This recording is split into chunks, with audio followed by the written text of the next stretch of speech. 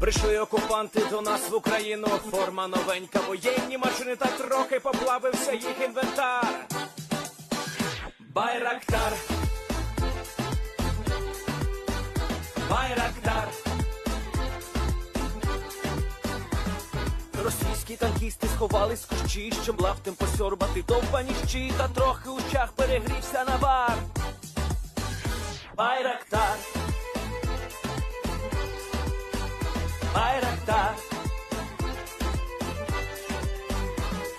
Приперли зі сходу до нас барани для восстановлення великої страни. Найкращий пастух баранячих отар. Байрактар, Байрактар. Їх доводи всяке озброєння різне, потужні ракети, машини залізні, у нас на всі доводи є коментар. Байрактар, Байрактар. Вони захопити хотіли нас зразу, а ми зачаїли на орків образу з російських бандитів, робить примар.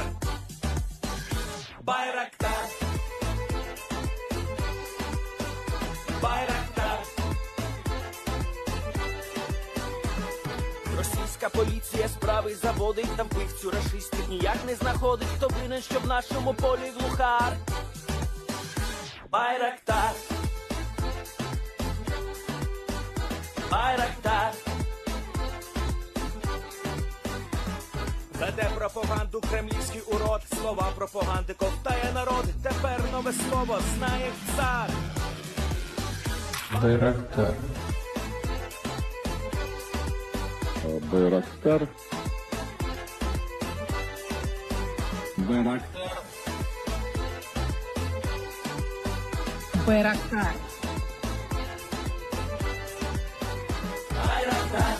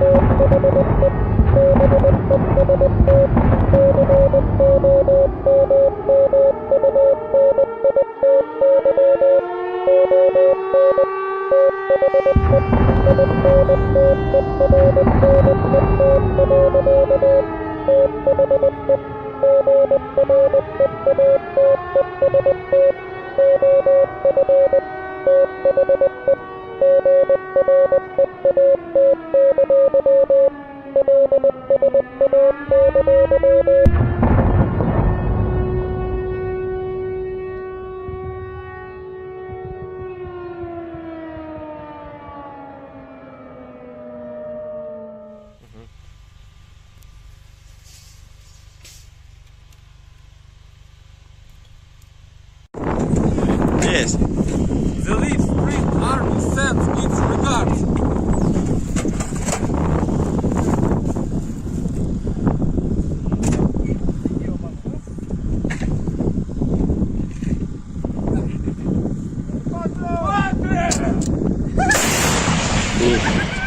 Русский военный корабль. Предлагаю сложить оружие и сдаться. Русский военный корабль, иди нахуй.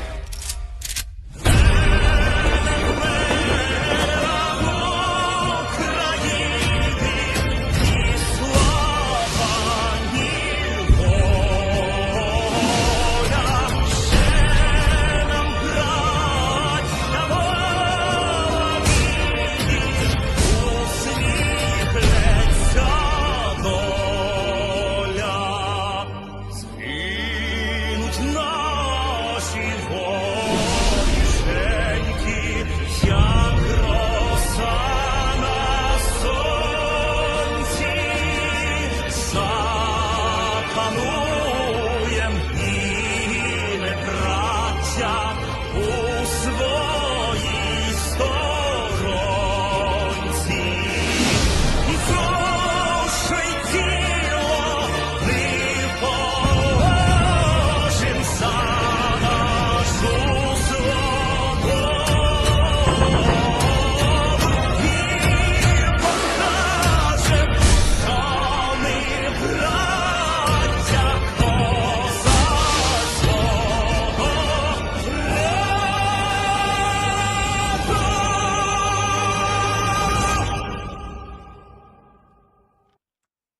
Oh, buddy.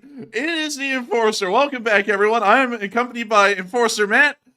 And good evening, folks. It's Enforcer Matt, and welcome back to day 508 of the news. And of course, it is fundraiser night, and also we've been blindsided by some massive news that just came out about the Kirch Bridge. It is down and out. This just came out when we went live 10 minutes ago. The Kirch Bridge has been attacked again, and it is done for. It is down and out. And we have one video right here. We're going to be moving on into Twitter in a minute, but the bridge just went down, literally right now. And so we're going to be moving on into it. Of course, really quickly, before we move into this, I'm getting so ahead of myself here, I'm forgetting what we're here for tonight. Tonight is a Sunday night fundraiser. I forgot to mention that. And we are running a fundraiser for Revived Soldiers of Ukraine. Revived Soldiers is an amazing nonprofit that has been helping out Ukrainian soldiers ever since 2019. They are absolutely incredible, and make sure to support and donate to that fundraiser because it helps to save the lives of brave Ukrainian soldiers that have risked nearly everything for the defense of their nation and the rest of the Western world. So while we'll be covering the massive news of the Kirch Bridge getting blown away, don't forget those soldiers in the front lines that have been critically wounded and require the medical attention that Revived Soldiers of Ukraine gives. So don't forget about that. Make sure to support the fundraiser. I've already put in my $100 for the night, by the way. That happened, I think, during the first 10 minutes. So if you want to match me, it's $100 to match me. And if you want to outdo me, please, by all means, outdo me as much as you can by thousands of dollars. And so with that, we're now moving on into our first clip. And I gotta tell y'all, this is the most hyped that we've had a stream start on in a while. This is crazy. This just happened 15 minutes ago, right when we were going live. Here's the clip. They're on the Kirch Bridge, the road segment, and look at that. It descends into the sea. It's been knocked out again. Good God. Can you believe this, Matthew? It's unbelievable. And you know, just yesterday, Zelenskyy was talking about nobody's going to stop him attacking into Crimea, and now we see this. So it looks like his plan might be put into motion. It looks like it was. Look at that. There's the sea below. Oh my God. This is great.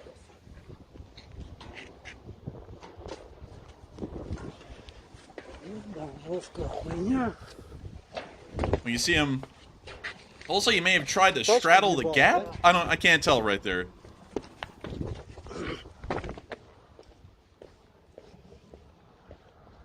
А там, может, кто-то как будто плохо? And of course, it's pitch black right now over there. It's just turning into the morning hours. So as the stream goes on, we'll probably see better daylight footage of the bridge being knocked out. But it is done for.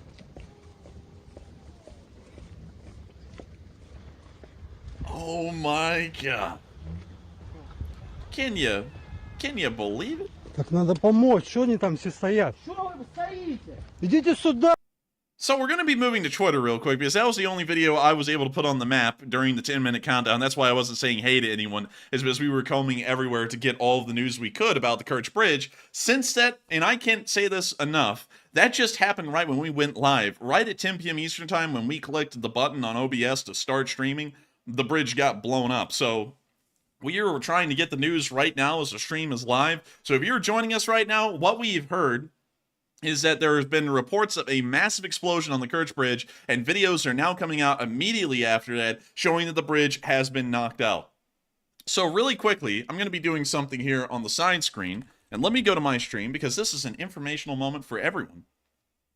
And let me go here, and there's my stream. Would you look at that? Very nice stream. And also, we've already reached $1.7 thousand. That is pretty high. 16 minutes, we're raising, I think, $100 a minute at that rate, nearly. So let's keep it up. Let's get on up to 5K in like 40 minutes or so. I mean, that would be impressive if we were able to. And it also helps out Revive Soldiers of Ukraine. Anyways, if you go below the stream, there's Twitter. And if you click that, it takes you right to our Twitter. We have been putting out news on this Twitter pretty much daily, and this is also a video from OSINT Technical, once again showing the bridge having been knocked out. Let's see here. And apparently this right here, part of the Crimean Bridge is missing. The Crimean Bridge has been hit. According to Russian news sources, one of the spans has fallen, and photos show a partially collapsed bridge. And let's see here. And apparently traffic was stopped due to a quote-unquote emergency. The bridge getting blown up is a pretty big emergency, mind you. And let's see here, what else do we have? Reports of explosions and emergency situation on the bridge linking Crimea with Russia. Russia has officially seized control of... Well, that's about food giant, but... Anyways, this is all of the news we have at the moment. We'll watch this clip again from OSINT Technical. It appears to be a shorter version of the clip we just watched, but for everyone joining, the Kirch Bridge has been hit again.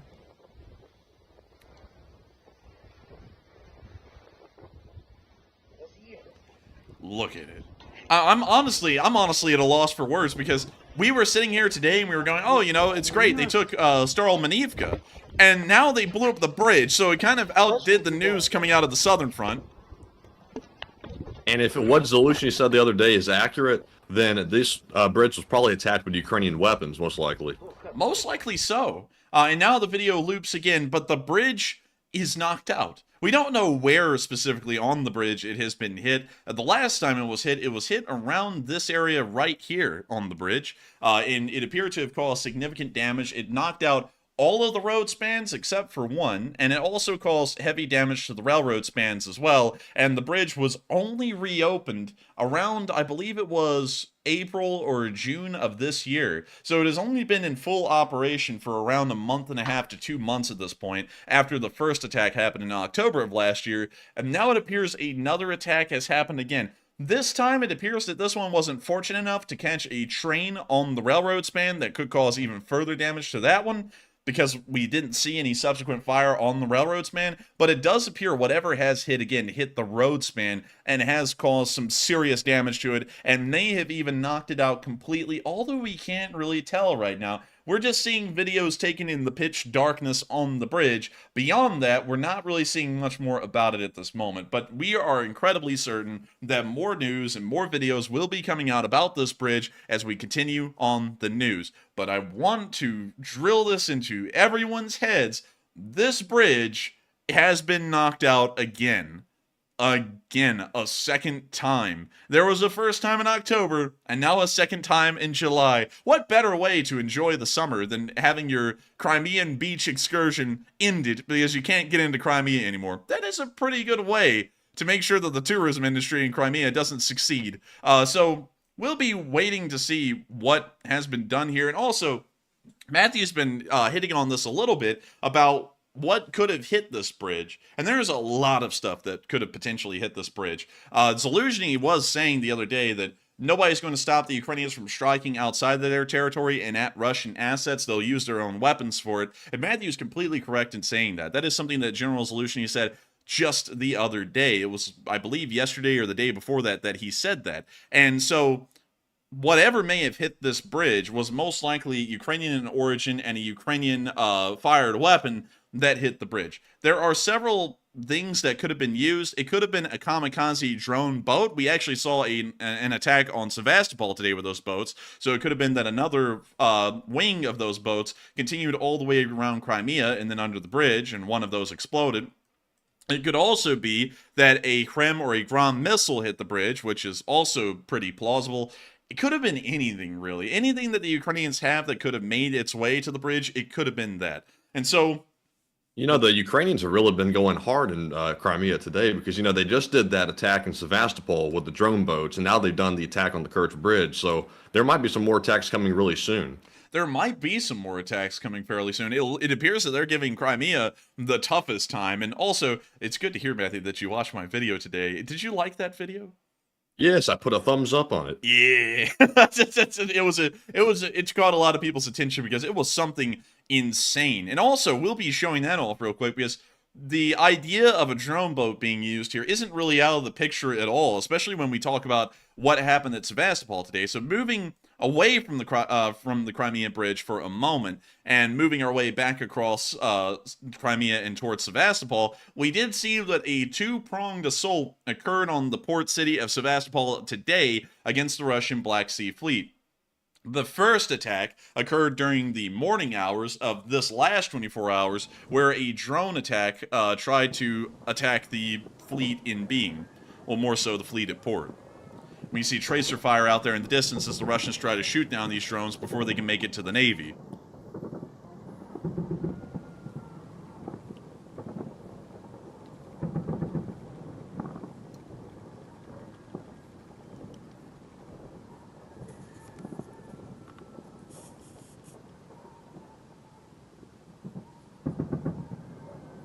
And with that, that's the end of that clip.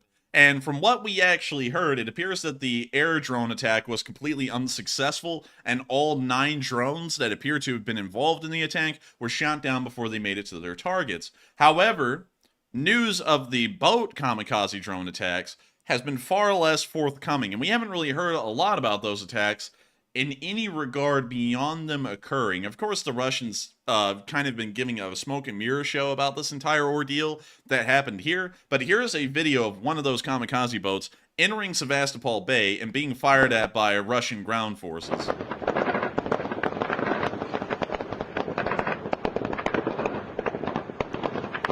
Somehow, out of firing the entire Sevastopol city's ammunition arsenal at the boat, they didn't hit it in this video.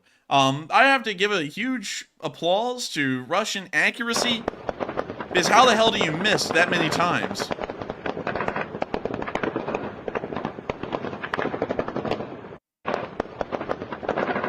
But with that, They were letting the freaking stuff fly. My goodness, that stuff was going everywhere. man, I got to tell you, that they were slinging lead, none of it hit. And we haven't really heard a lot of reports about those boats yet. We also haven't seen any proof of anything being damaged in Sevastopol, so it's kind of entered a black hole where we don't really know what happened in the port of Sevastopol. Of course, the port of Sevastopol is being attacked because the Black Sea Fleet base is here. And you can see a large amount of Russian auxiliary ships, such as landing ships similar to the Udaloy class down here. We can also see a frigate amongst them, a ferry, probably some additional auxiliary vessels here in this mooring. And then way down here, we can see the submarine pens, or what you can, they're not really submarine pens, they're more so just moorings for the subs. But we can see 3 Kilo class subs in this satellite footage taken from Google Earth or Google Maps, showing 2 of the Kilo subs at actual moorings, and then another Kilo sub just docked in the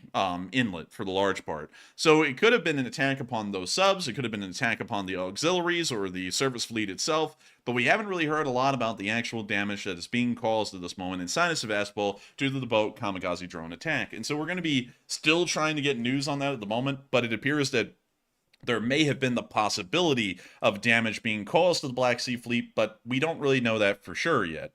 Moving back to the Kirch Bridge for a moment, I'm going to be doing something that we don't really do often, which is go to Twitter on stream. And by the way, you can follow our Twitter, link in the description below. And while I get this bubble out of my throat that just formed, let's see if I can find anything additional about the Kirch Bridge. So let me go to the home, and let me go to Kirch. Let me type in the Kirch. Let's see if what we got. Looks like I see a post here that I'm retweeting right now from a fellow that I follow called Trent Talenko of a video or a picture of the Kirch Bridge lights actually showing down in the water. So that's retweeted on our profile right now. Retweeted on our profile? You made that easy. Let me go to our profile real quick. And let's see here. Let me take a look at that picture. Is that the one, Matthew, where it looks like they're looking out of the Khrushchevka blocks into the sea? Yes, and you can see where the lights just come to a dead stop in the middle. You know, that's a good point. And there's the picture. This was actually retweeted, I think, 25 minutes ago, and unfortunately I didn't show that then. But you can see the entire Kirch Bridge in this picture. It's illuminated with lampposts and lights that are along the length of the bridge, and we can see that they all go out right there. And so that must be where the bridge has been taken out, is right where the lights go out. I also just saw something additional. I'm going to be taking this off screen because some of it appeared to be potentially graphic, but it appears that there was some additional clips from OSINT Defender, I believe. And let me go type in Kirch again and find this. And so let's see here. Let me go to this one. Okay, so we can't show that one. Let me go to the other one. Let me see if it shows the bridge being knocked out here. No, it doesn't. But it appears that whatever hit the bridge it has caused some pretty significant damage. Now, I can't show any of these clips, actually, sadly, on stream, but to explain what I just saw off screen, it appears that wherever this explosion occurred, it actually ended up taking out a couple of civilians and their cars as well. And there was video evidence of that. So whatever has happened to the bridge, some people were saying maybe it was a pillar collapse because we were seeing visible stress cracks on the pillars of the Kirch Bridge where it had been hit last year. That appears to not be the case from what I'm seeing off screen. And by the way, follow our Twitter if you want. Maybe Matthew will be reposting that on Twitter here in a moment, but no pressure if you can't, Matthew, because we're also trying to manage a fundraiser at the exact same time. But there was a family knocked out, and it appears that they had been blasted, by some kind of an explosive that hit the bridge. So that is confirming that whatever has hit this bridge was an explosive. It wasn't the pillars cracking under stress or anything similar. This was an attack against the bridge. So we'll be trying to find out more about that as we keep on going through the night, but that's our current update at the moment on the Kirch Bridge. We're now going to be moving out of Crimea for a moment. And also, I'll be color coding this one so that way y'all can find it easier on the map. And I'll be putting in the little trumpet man on that one because it's a big deal. And we're now going to be moving out of the Kirch Bridge area for just a moment, because speaking of naval activities and things near the Black Sea, the grain deal in between Russia and Ukraine ends today. And the last ship that was approved to leave port under that grain deal just left today. It was carrying 15,000 tons of a certain kind of seed, and 24,000 tons of corn. So it was a pretty sizable amount of grains. Then this is the last ship that can leave port under that grain deal. So the question is, as the daylight rises in Ukraine today, is the Turkish Navy going to step in and begin to protect these grain shipments and vessels as they continue on their exportations of grain from the port of Odessa as well as Mykolaiv? From what we can understand, they will actually have a pretty good chance of doing that if they want to. Turkey is a NATO country, and so attacking a Turkish naval vessel will immediately invoke Article 4 and Article 5, which will be a pretty big deal for the Russians, and they are trying to avoid that at the moment. Also, not just that, it's not just that Turkey gets NATO protections. Turkey is not a weak naval partner of the NATO alliance. They have one of the largest navies that we have seen in the NATO alliance so far, and I'll be pulling up Turkish naval forces. And I'll be showing you all the list of active ships that are in the Turkish Navy. So let me go down here. Well, actually, let me go back and let me go to the list of active ships. They have 12 attack submarines. Most of them are of a German build.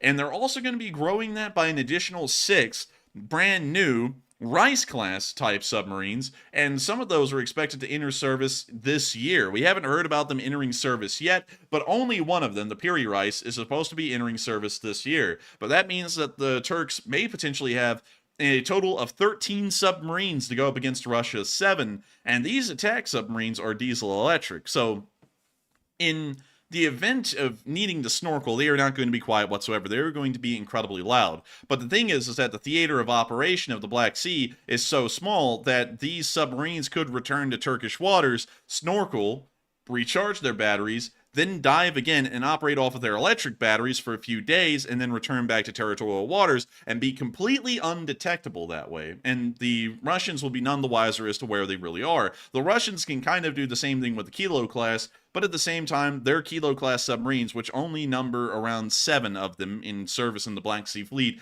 are going to be massively outnumbered by the 12 active Turkish submarines that are there. Not only that, but there is a huge difference in between the Russian Black Sea Fleet and the Turkish Navy. They have an LHD. This is a landing helicopter deck, and also abbreviated as the LHD. That's what it stands for. And these things are huge. And not only that, they are the closest thing that either side has to an aircraft carrier in the Black Sea area. And this thing can carry a pretty interesting complement of equipment. It can carry the Bayraktar Kizilelma, if I'm pronouncing that correctly, which is a jet-powered drone similar to the Bayraktar, but it can carry a heavy armament, and it's also just more capable of different missions of varying kinds.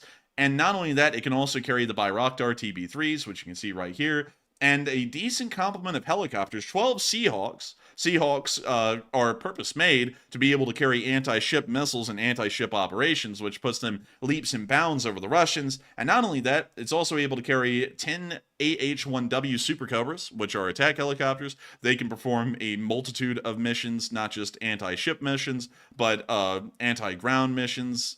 Really, any mission you would want to achieve, the Super Cobra can do that.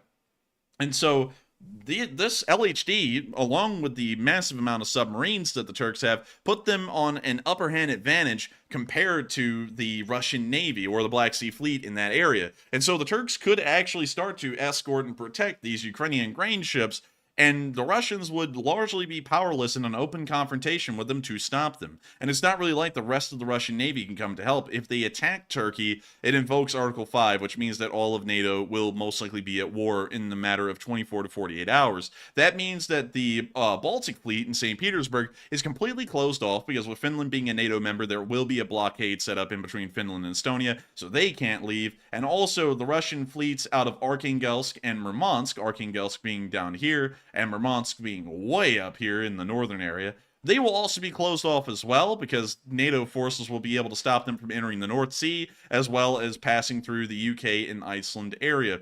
And so they're completely cut off from support, and the Russian Navy will be destroyed piecemeal from place to place and spot to spot in that kind of scenario.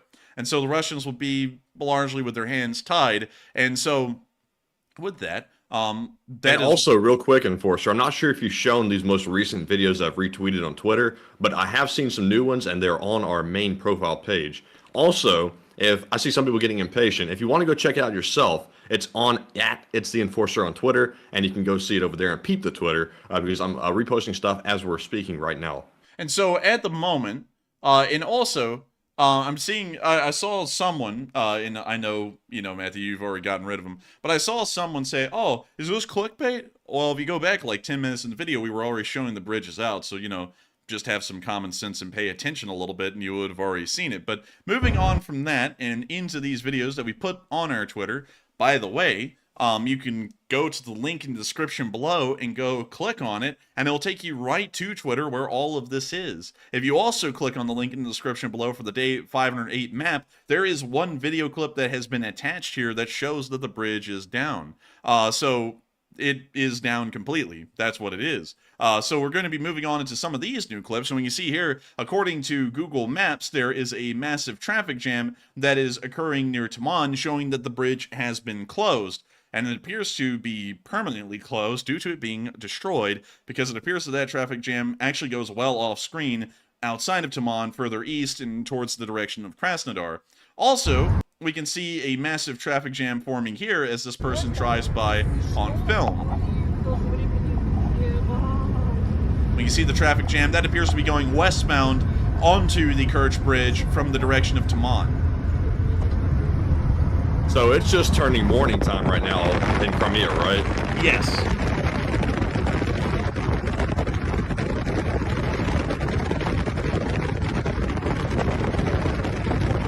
Man, that is a traffic jam and a half right there.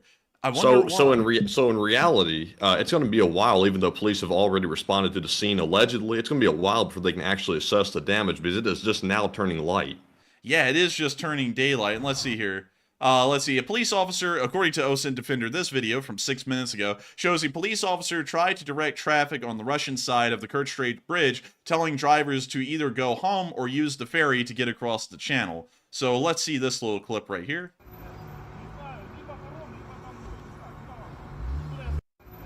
So this is once again to try and show y'all where this is. That video was taken somewhere around right here, around the little border checkpoint looking thing that they appear to be building here on Google Maps. This is about where that video was taken at that moment, and he is telling people at the very front of the traffic jam at the bridge where the close point is to just turn around and then go all the way up to, I believe it's a Lich or somewhere. Actually, it's right down here. It's near Chuska. And to go try and take the ferry, which would dock right here, that will then, actually, I think we can find that ferry.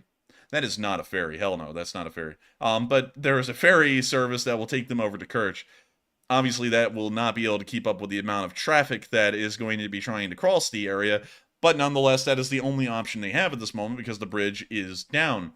And then, of course, we can see the picture there where it shows the lights being knocked out where the bridge has been hit. And we can also see, once again, the additional video from 35 minutes ago showing clearly that the road spans are once again in the Black Sea, having been completely knocked out. So there we have it. You know, that is what it is at the moment. That's all the news we've been getting, and the Kirch Bridge is down, and it is knocked down. Right now, at this moment, I know we are showing it, but I am fairly certain, having been on the internet for 508 days now, that someone, right when we click off of this, is going to get impatient and say that we're clickbaiting. If you see that in the live chat, we are actually going to allow Matthew to make it a little bit easier on you. We're going to allow that to slide, but just tell them to go to our Twitter, link in the description below, or go click on the link to our map and go to a little link on the Kirch Bridge that shows that it is out. And then if they continue on, then we will ban them. And so with that, we are going to be moving on from the Kirch Bridge again, and we're now going to be moving on into the area of Moscow for a minute, because it appears that interesting news and information is coming out about the Wagner that the British Ministry of Defense has been picking up on. According to the British Ministry of Defense, the Russian security apparatus entered a period of confusion in negotiations after Wagner Group's 24th of June 2023 mutiny. I wonder why. In recent days, an interim arrangement for the future of the group has started to take shape. Finally, after what it seems to be nearly an entire month after the coup, they're finally coming up with some kind of an arrangement. On the 12th of July, 2023, the Russian MOD announced that Wagner had handed over 2,000 pieces of military equipment, including tanks. As of the 15th of July, 2023, at least a small contingent of Wagner fighters have arrived at a camp in Belarus. We believe that camp is somewhere, and I'll show you where that camp is. Somewhere in the direction or area of Svetolohorsk, if I'm pronouncing that correctly. But that's what we're kind of getting at the moment, and we'll be looking into that and seeing if it is accurate here in a moment. Concurrently, that's a little weird. I just noticed something on the wall there. Concurrently, some Wagner-associated social media groups have resumed activity, with a focus on highlighting the group's activities in Africa. Based on recent announcements by Russian officials, the state is likely prepared to accept Wagner's aspirations to maintain its extensive presence on the continent. And so it appears that the Wagner is getting a little bit of rebranding, and this is interesting enough, the rebranding that a lot of people was seeing coming on this channel, and one thing that we were talking about after the coup happened. Wagner is an indispensable part of the Russian government in an unofficial capacity operating in the Middle East and Central Africa. You can't brush that away. You can't get rid of them, because then that means the Russian military and the Russian government itself has to actually go down there officially and start to represent their own interest there, which changes the situation down there entirely. And so we're going to see that they are going to keep the Wagner around, but it appears that their abilities and where they operate is going to be heavily reduced to largely outside of Europe and inside of the Middle East and Central Africa. They'll also be having small assignments in Belarus to help train the Belarusian army, and they'll also be inside of Ukraine as well, conducting some small combat operations from what we hear starting on August 5th.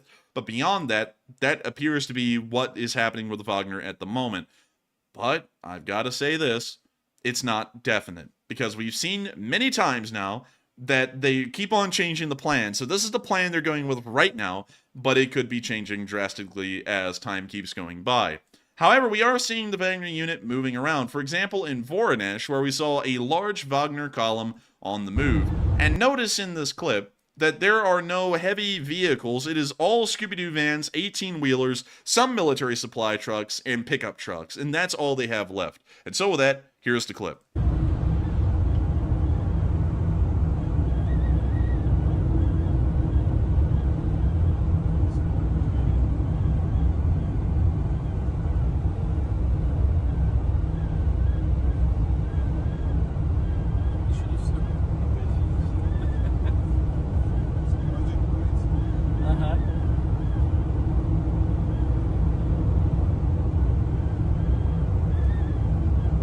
Also, real quick, Enforcer, got a new piece of news that I'm not sure if you covered yet. Are you there? I think the Enforcer took off for a minute.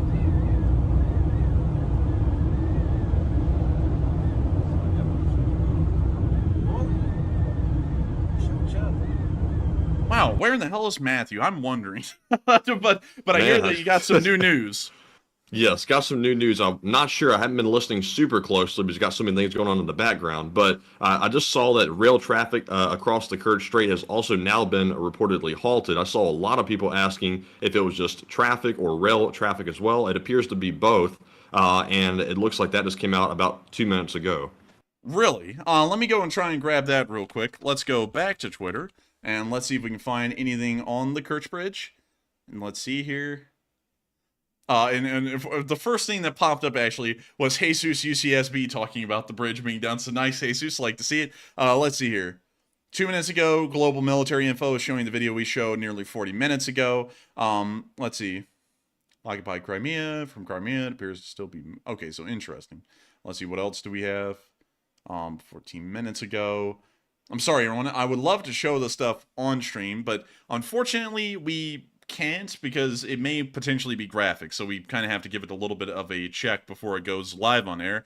So let me go through and see if we have anything new.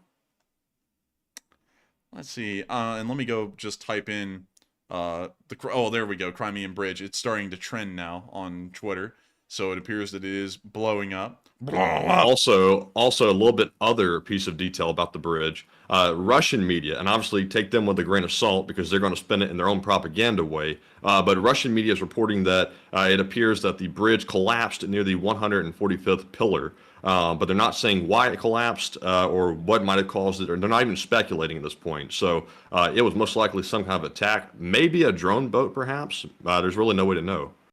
Maybe. It doesn't really appear that too much new news is coming out right now, so we will have to keep on waiting and seeing what's happening over there. But at the moment, to recap what we have at this time, the Crimean Bridge has been attacked again, and it has been knocked out again at the moment. Both road and railroad traffic has been stopped over the bridge, and it appears that people are being turned around right now. We don't have an exact assessment of the damage. The only video we have is this one that is right here on the map, showing in the pitch black darkness that one of the road spans is clearly pointing into the sea, and that's clearly not where it's supposed to be. It's supposed to be, you know, level with the rest of the bridge where people can drive across it in automobiles and then make it to the other side. So that's obviously something that isn't supposed to be that way, showing that it is broken, and we'll be keeping more track and more of an eye on this whole thing. But anyways, we're going to be continuing on with the Wagner news while we hopefully continue to receive more news and more information about how bad off the Kirch Bridge has been at the moment. And we're now going to be going up to Belarus again because a guy who is associated with the Wagner called Dmitry Utkin made a statement about the coup and how it's not really going to end. And so this was a fairly interesting one. And also, man, does this guy look mentally sane to you, Matthew? Because he looks very well-rounded to me.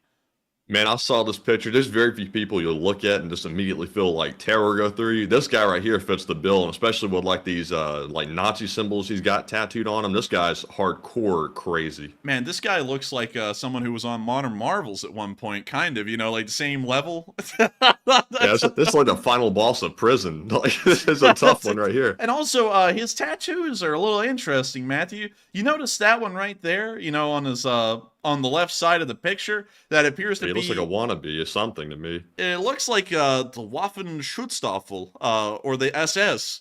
And it is actually an SS tattoo. And this is kind of interesting because I thought the Wagner was fighting Nazism in Ukraine, and apparently they've taken the concept of fighting fire with fire in their minds because they've got Nazis operating in the Wagner, clearly. I mean, and look, there's a little Nazi eagle tattoo down there at the bottom left.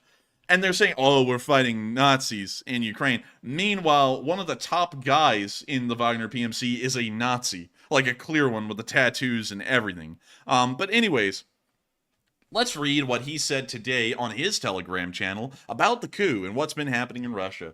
Gerasimov and Shoigu should be held responsible for the genocide of the Russian people and the murder of tens of thousands of Russian citizens and the surrender of Russian territories to the enemy. And this was intentional, just like the murder of Russian citizens in genocide.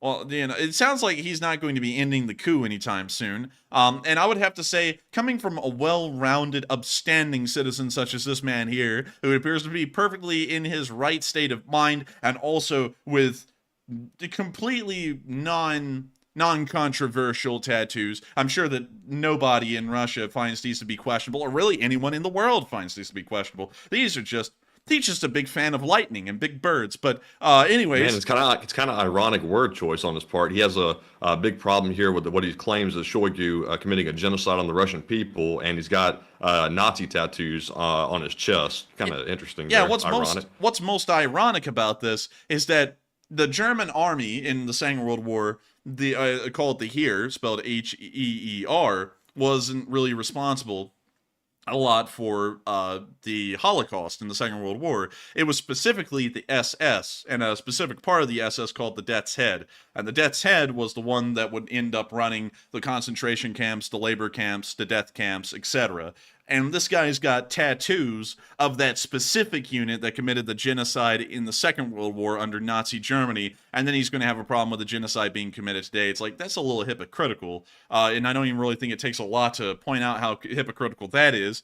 You know, just look at the Nazis, and then look at this guy talking about a genocide in Russia, and I think you get the gist. But anyways. And also, what was he doing taking this picture with his shirt off and stuff? Like, what's the context of this picture?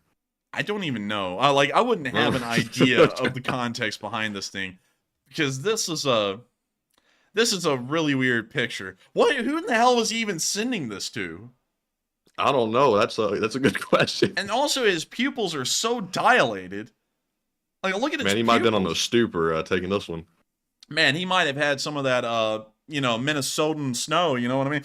But anyways, moving on from that, that is a pretty interesting statement by that guy. And we also saw the Wagner column again, or a second Wagner column today in Gomel. And so here's the video clip of that. But as we can see again, no actual combatant vehicles, Scooby-Doo vans, 18-wheelers, that's about it. It doesn't even appear that they really have weaponry at this point.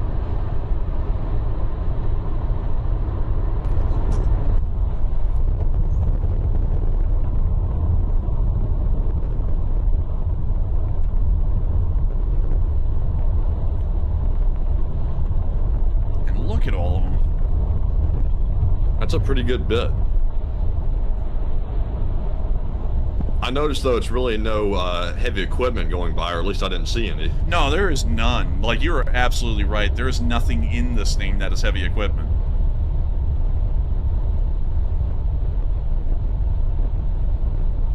I will say they kind of got nice newer vehicles, though. I don't know. Well, I'll have to go back and show you one of them, because they look nice really quickly, but when you see them for a minute, like that one, you can tell that pickup truck right there is a Huasha, Bajwa, Bing Chilling kind of truck. That is, probably so. It looks nice, but the welding on that thing is like horrendous. It's going to fall apart in like 4 months maybe.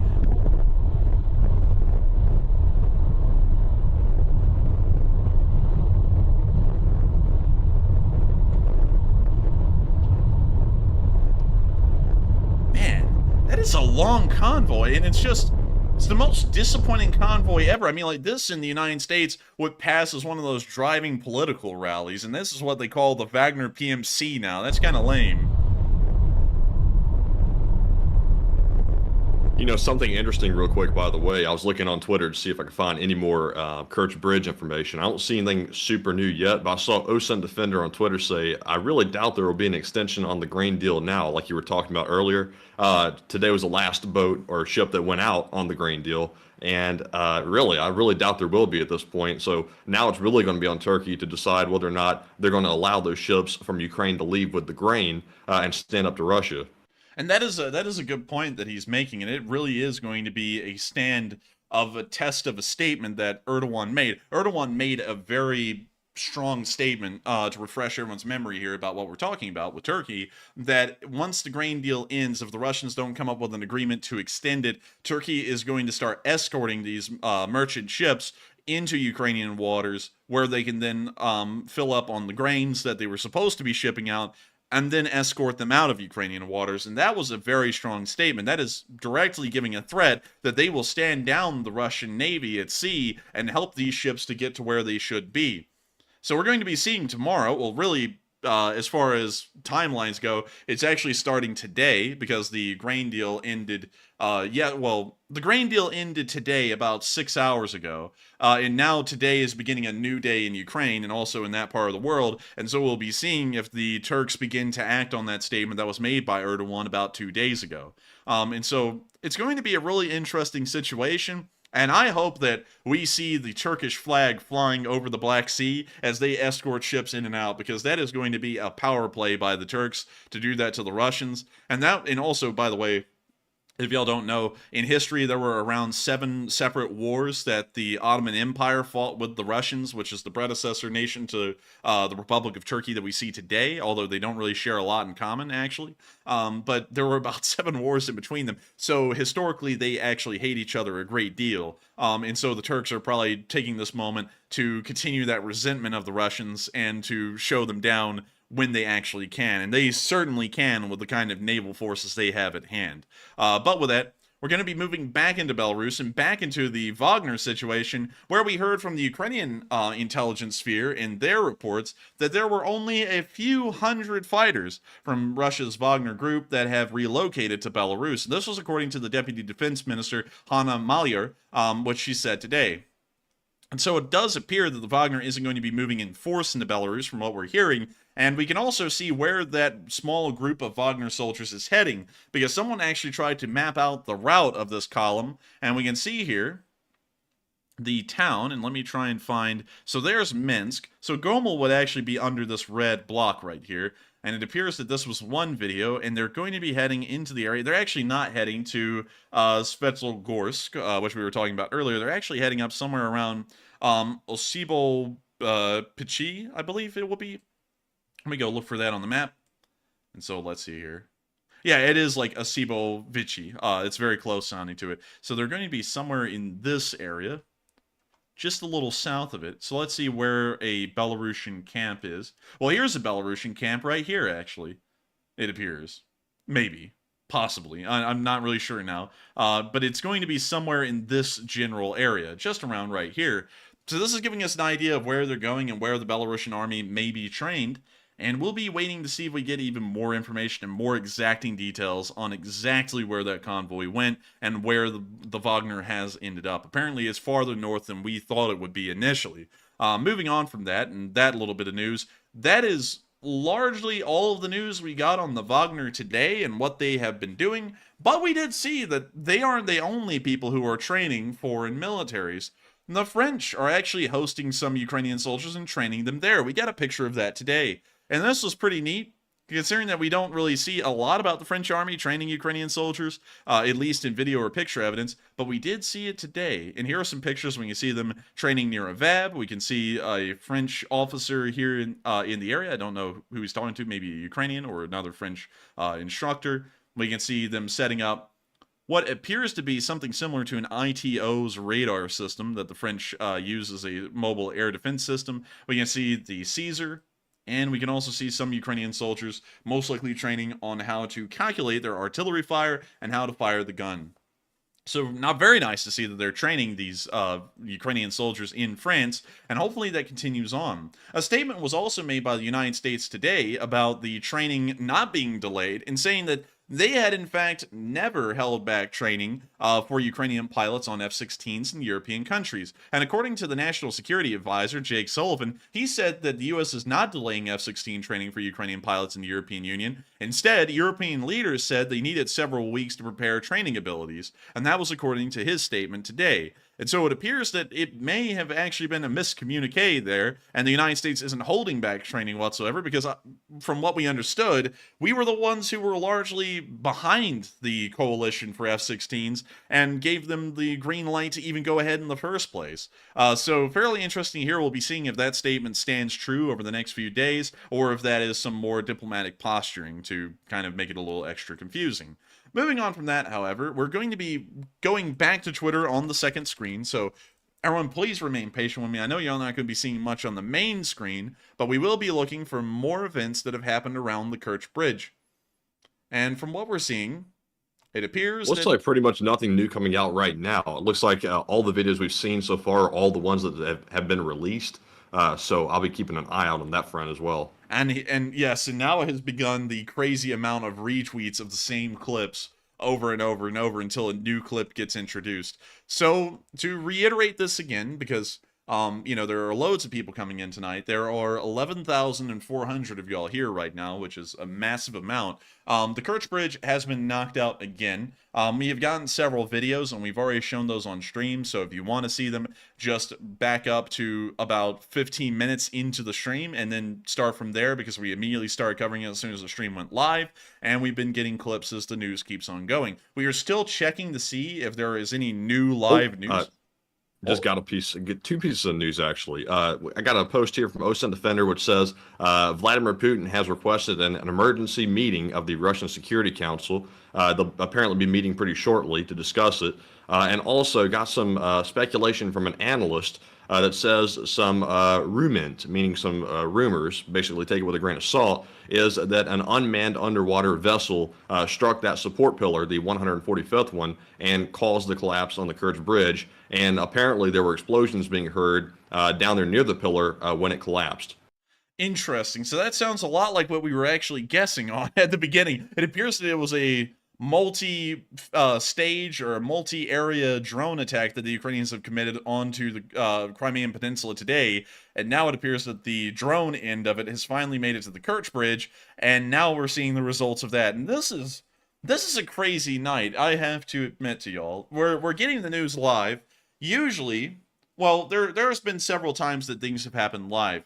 The coup, the Wagner coup, actually happened live during our stream back when that happened on the 24th of June, and we were covering that live as it was happening on air as they were driving towards Moscow, and also taking over the city of Rostov-on-Don, and it's funny to just kind of recount how crazy it is to report live news like this is actually happening while we were on air. We were reporting that the city of Rostov-on-Don was facing down and fighting the Wagner, and while we were reporting that, the city of Rostov-on-Don actually surrendered and joined the Wagner side in that coup while we were live on air. And so it's sometimes very hard for us to keep up with the news, because while we're reporting what happened 2 minutes ago, what's happening right now is happening, and we're trying to keep up to date and catch up on that. And so we're kind of having the same problem right here with the Kirch Bridge. It is always amazing that somehow our stream ends up going live almost every single time something major happens in the war. We're always live when it happens, but at the same time it poses a good amount of difficulty and trouble for our channel, because we usually like to have all of our stuff laid out in a nice little row and have the story exactly put out perfectly before we even go live. And so this one was timed horribly. It literally happened right before we went live. Yeah, like getting blindsided to the max on this one. Like, we literally clicked start broadcast, and as soon as we got on, someone said, "Holy moly, the bridge is gone!" And we were like, what? We were like, wait a minute, did we miss something? And we did, because it only happened 30 seconds before the stream went live. It was like right when our stream went live, that happened. So I do apologize to everyone, because we're, still trying to get the story out, and we're trying to get it as it is happening, because this did just happen an hour ago, and we have been live covering everything else that's happened today, and that as well, and it has been really difficult, because on top of that, I don't think I even need to mention this. We are running a fundraiser as well tonight, a Sunday fundraiser for Revive Soldiers of Ukraine, which is helping out soldiers that have been critically wounded in the war and helping them to get medical treatment and rehabilitation therapy, so that way they can get back to having a normal life. And so Matthew is having to manage that, and he's also helping me to look on Twitter for more additional news coming out. So it is quite a challenge tonight to make the news coverage continuous and well thought out and well planned, because we are having to stop the presses every few minutes to make sure to update and check on the Kirch Bridge. So really quickly, speaking of which, let me open up our stream again, so that way I can actually see the amount that's been raised so far, because it's 4.5 thousand. 4.5 thousand? We are 500 away from goal. Man, we are only 450 right now, actually. It's gone up thanks to Gary Moore and Absolute G. But let's see here. We are only $400 away from the fundraiser goal. So let's make sure to get it on up to $5,000. Once again, because tonight, while the Kirch Bridge happened, and that's big, we are running Sunday fundraisers every single Sunday, and this is another Sunday, and we are running a fundraiser tonight for Revive Soldiers of Ukraine. And that really is what tonight is about, because we're reporting on things that happen over there, and we report on these brave soldiers of Ukraine that are fighting over there and sometimes dying and getting heavily wounded each and every day, and this is the one day of the week where we are able to help them out in an actual meaningful way. And so I hope that y'all all give a little bit to tonight's fundraiser, because we are very close to already reaching the fundraiser goal. And so with that, I hope that does address that fairly well about what's been going on tonight with the fundraiser and everything else. And with that, we are now going to be moving on into our location unknowns. We only have 2 of them tonight. We saw a Russian soldier get the short end of an artillery barrage, or should I say a misty end of an artillery barrage. And then we also saw the Russian casualty report as well. And so we're going to be moving on into that real quick. And it appears, oh my god! Damn, son! We just hit goal! Let's go! Oh, yeah! I Man. thought you were talking about the casualty report the whole time. Man, oh my goodness. We just reached $5,200. We just reached the Nice. goal. And we just did it. And right when we got to the casualty report as well. So Matthew, add on to it. Add on to, wow, whoa, goodness, that number is definitely sketchy on the Bobcats today, but they got 2. Oh my. 2 Bobcats Oh my. destroyed. And Jesus put in a yawning Bobcat. That is actually pretty cute, I'm not going to lie. And also, Jesus put in the vibrating Bobcat. And we also saw Jimmy D putting in an actual custom-made Bobcat meme. And we saw, let's see here.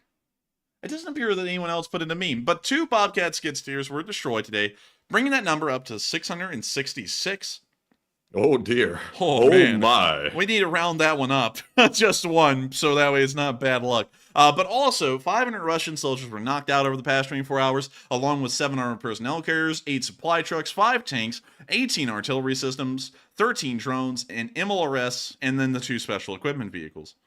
Overall, today was not that bad of a day whatsoever. It was a really good day. And I've got to say, huge credit to the Ukrainians, because they need to add a second Kirch Bridge to this casualty report, because they got it again. And so with that, we're now going to be moving on from that nice.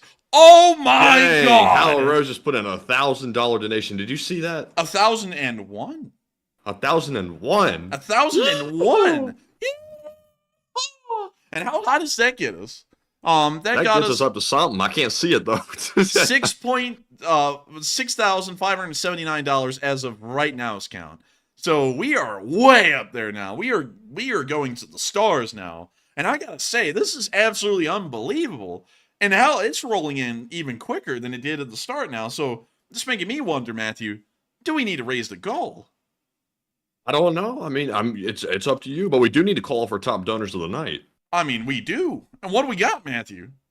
All right, so our largest one of the night was that one that just came in from Hal Rose. It's at 1,001 donation, and big thanks to Hal Rose for that. And also they had another one, which I'll get to in just a moment. We also have a 250 from Murray Peacock. We have a 200 from DCC Prime 1, another 200 from Sharon Flynn, and then we have several 100s. The first one is from Activista. Then we have one from Richard Rohde, Hal Rose yet again. Then we have one from some guy called the Enforcer, as always. Then we have one from BC Skyman, Nikita Koloshenko, Miranda Nelson. And then we have a 55 from Left No Name. And then we have a 50 from Greg Carrier, Jimmy McNoodle, Peter Fike, Zachary Grable, Dad Good, Marion Deemer, Ash Van Ease, Bob Bentley, Gonzalo Guns, Art Tresh, Cindy Mitchell, Axel K, John Simich, Gary Moore, and also Tim Q. And so far, those are the top donations of the night. Well, I stuttered my way through it, but thank you all very much once again for helping us reach that goal already just an hour into the stream. So a big ol' yeah.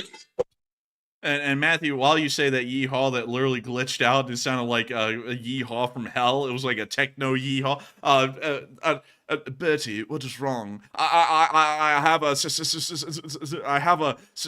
stammer. The king's speech. What you saying, man? What are you saying, Jack? But anyways, moving on from that, I got to thank everyone so much for helping out tonight's fundraiser to get to where it is. It's at $6,719 right now. And that is truly amazing. It is absolutely incredible, and especially on a night like this, to pay tribute to the Ukrainians that are doing unbelievable. They are going above and beyond in this war, beyond the expectations that anyone has laid out for them, and they are doing an amazing job to protect their people and protect the rest of the world from further Russian aggression.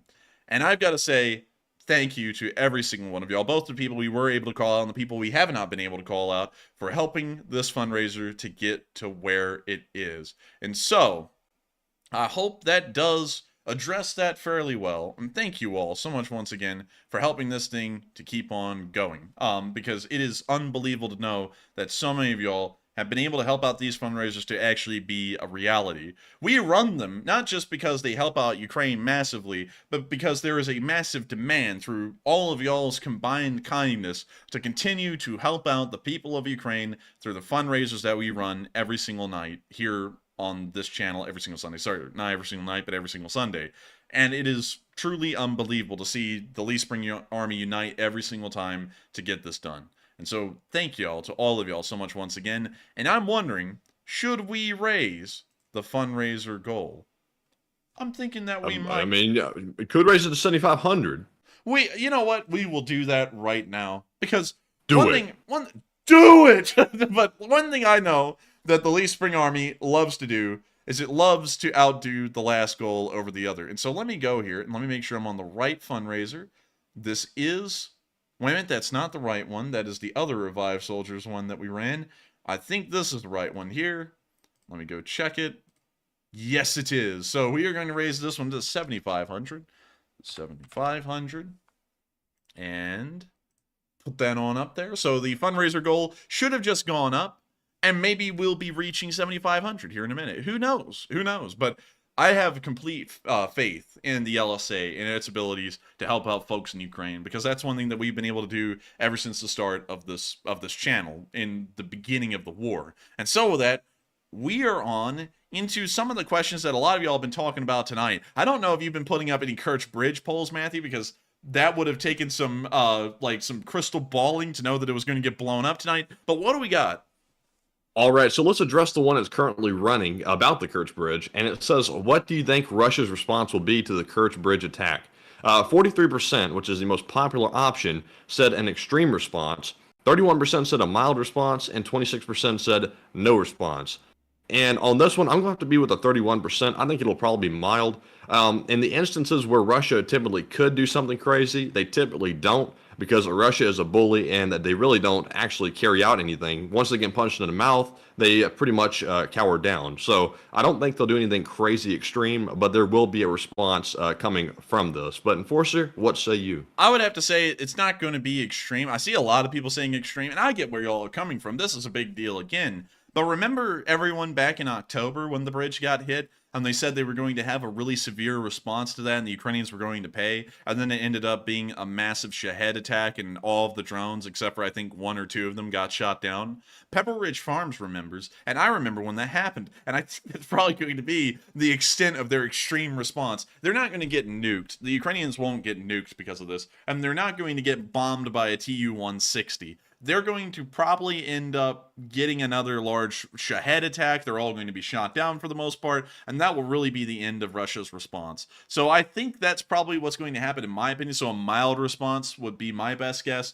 Or I might even lean towards, well, they're going to make a response. There's no way in hell they can't not make a response to this. So they'll probably do a drone attack. So it'll be a mild one in my opinion. So I'll have to fall with the 31% of y'all into that category. And so with that, we are on to the next one.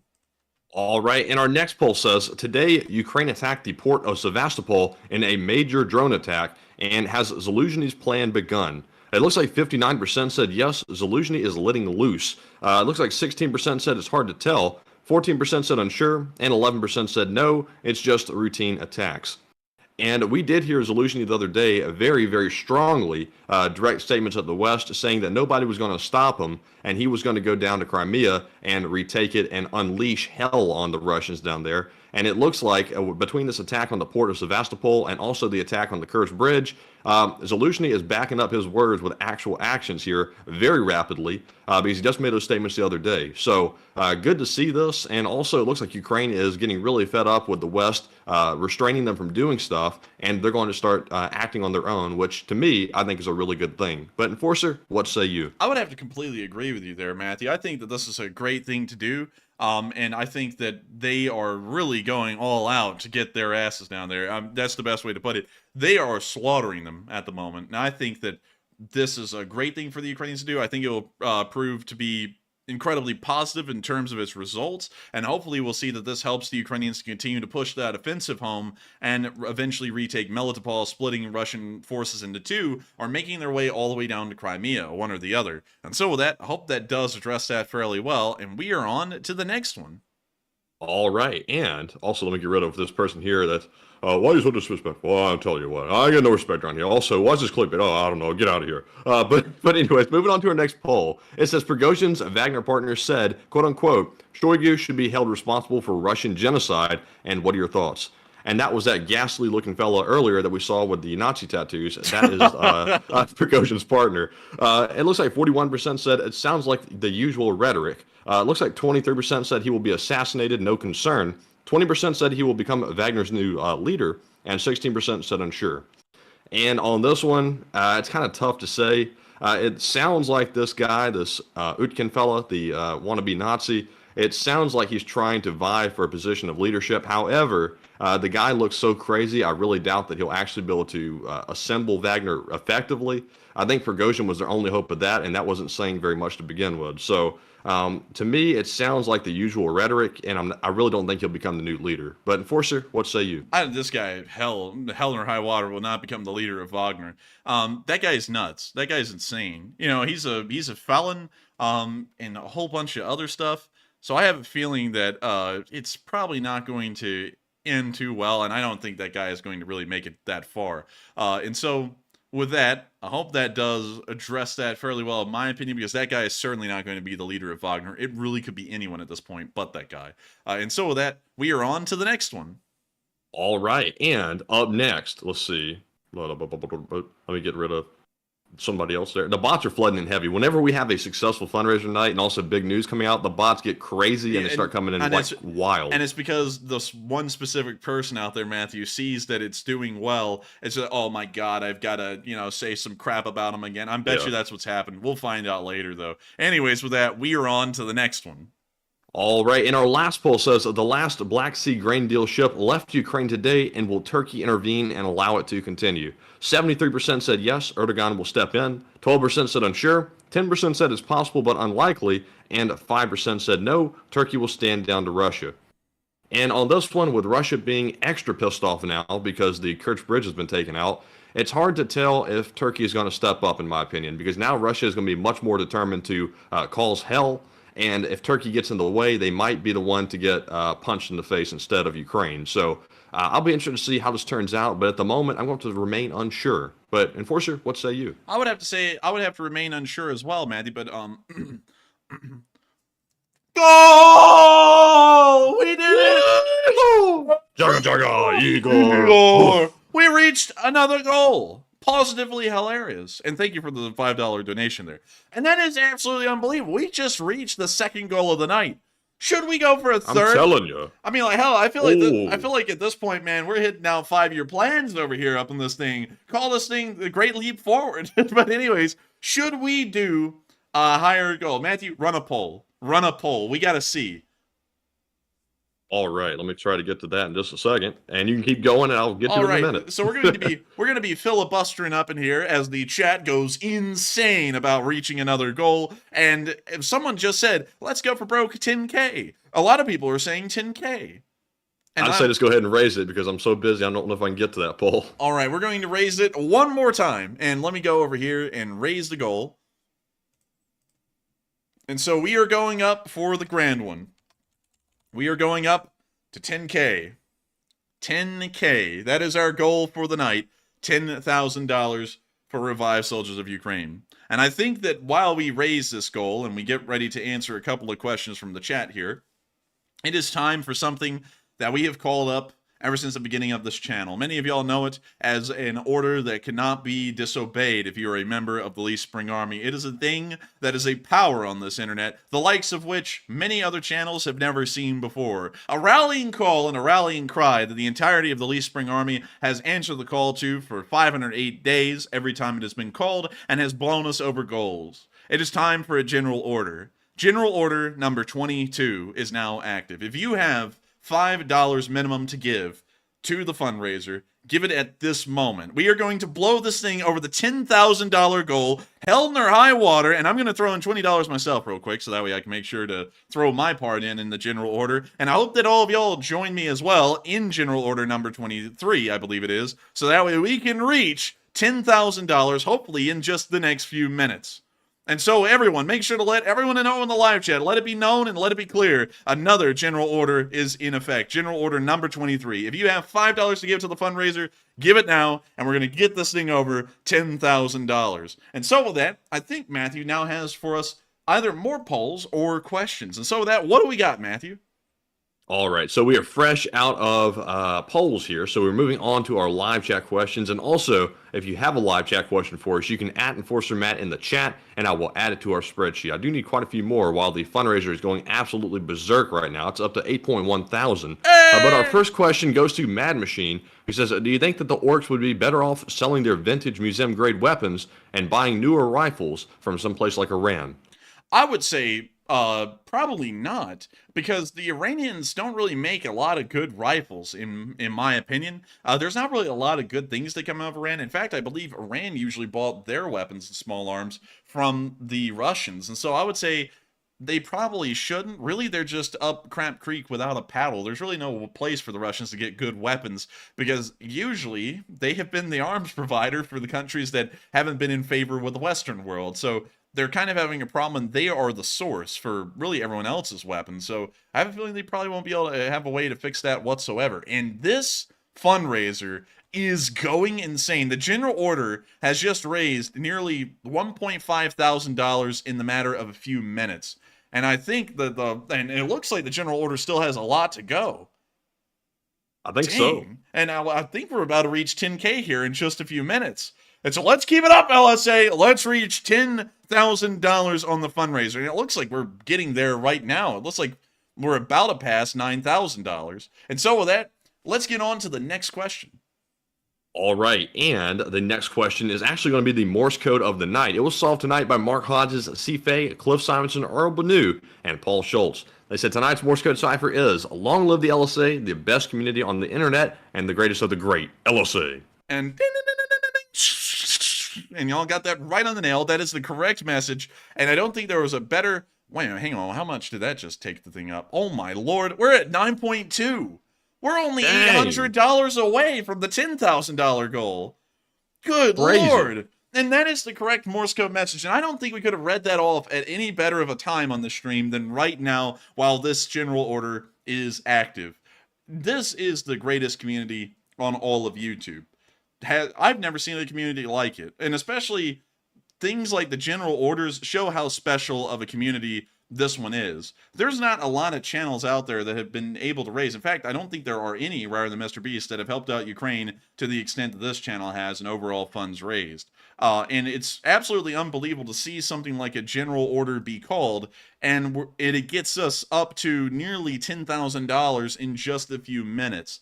It is legitimately insane and truly unbelievable. And I think y'all are the greatest community ever. And I had to make the message a tribute to every single one of y'all watching tonight, because things like this, like helping out on these Sunday fundraisers, is what makes the Leaf Spring Army the greatest community on YouTube. Y'all's unwavering support of Ukraine and y'all's dedication to not just talk the talk, but actually walk the walk and help to support that country is unfathomably amazing, and it's unbelievable. And so y'all got that Morse code message correct. Thank y'all for deciphering that for the 508th day of the war. And with that, we are on to the final question of the segment, and then we're going to be moving on into Frontline news.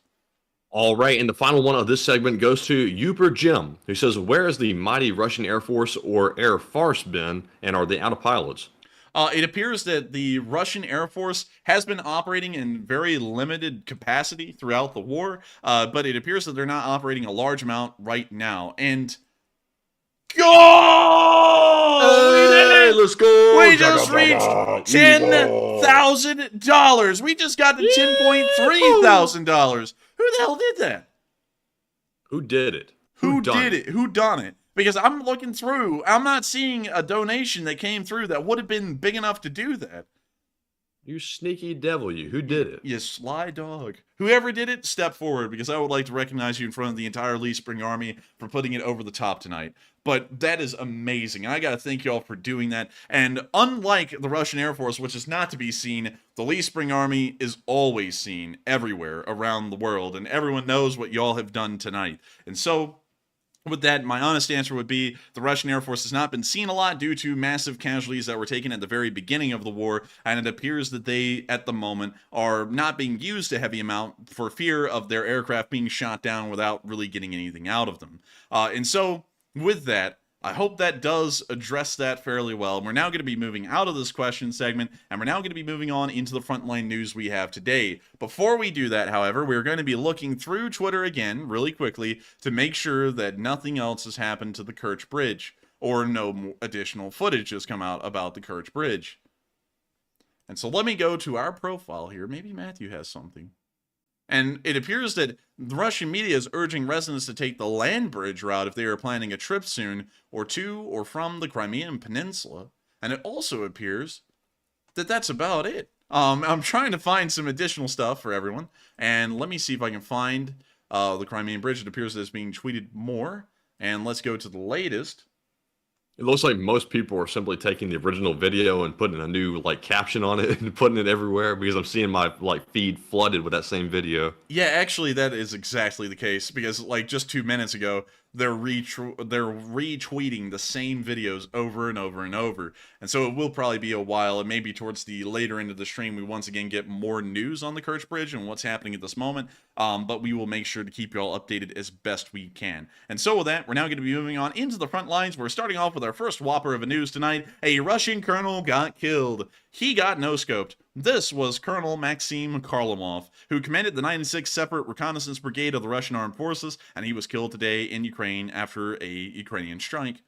Very nice. Love to see it. And also, this glove right here is kind of cheap looking, don't you think?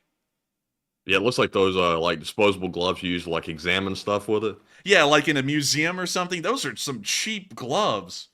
Man, they're cheaping out. They're chinchin'. But anyways, Colonel killed. Great stuff. Moving on into Luhansk, we also saw that the city of Luhansk appears to have had a massive ammo explosion today after the Ukrainians went out of their way to target a ammunition depot well behind the lines, most likely with a Storm Shadow missile. Here's one video showing the explosion.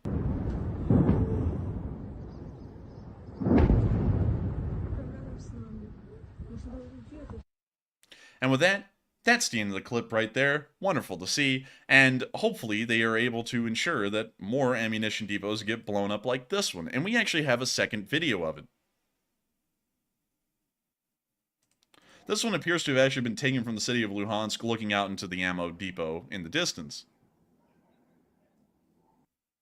I can already smell the smell of gunpowder and also whatever the hell that other thing is, cordite. And so with that, we're going to be moving on from Luhansk and over into the direction of Bachmut, where over the past 24 hours, we have seen some interesting developments. To update our map real quick, here is what it looks like on the 16th, here's what it looks like on the 15th. We can see that Ukrainian forces appear to have been moving in this direction down here as the front line has been adjusted, and it also appears that a minor readjustment has been made to this part of the front line as well.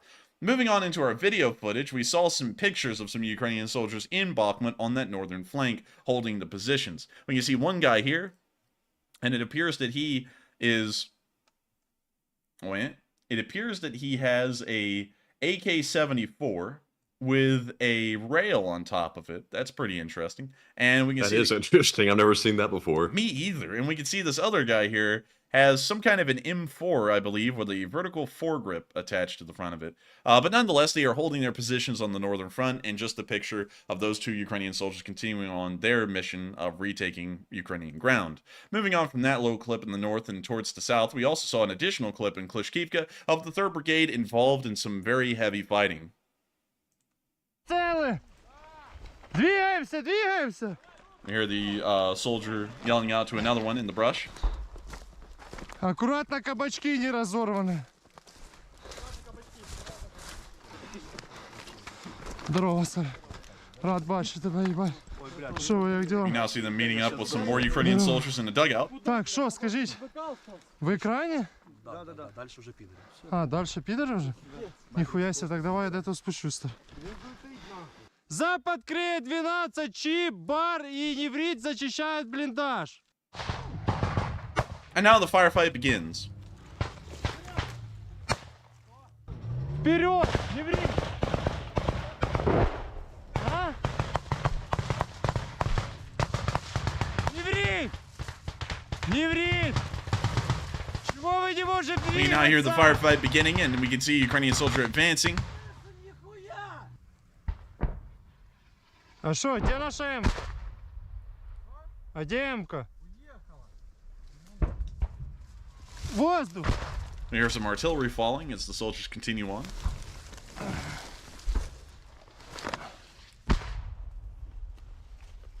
О, пидор, вижу пидора, сука! We now see Вижу them пидора, firing into the пустой distance. пидор, прямо нахуй! Как вы, блядь, цинкуете, ёбаный в рот? Вы что, его не видите?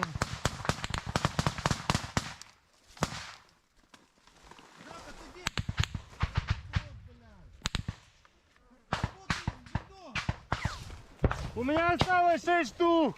Генон, генон! We hear the firefight continuing. Вон мина, мать. Now we see them advancing into an open Все, Генон, Генон, cut in the пошли, tree line. Генон. Генон, двигаемся, можем проходить. Следующая группа, проходим, проходим. Продвигаемся дальше.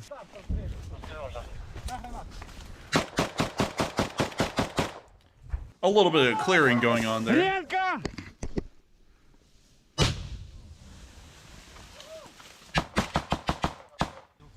Воздух! Плюс-плюс, это аж следующей посадки после большого уже разрыва. Они стреляют по... Hey, did y'all hear that? That sounded a lot like a cluster bomb. I think that may have actually been a Russian cluster bomb in the distance, but I don't really know for certain. Это что такое? Гранаты есть? Да. Плюс, давай.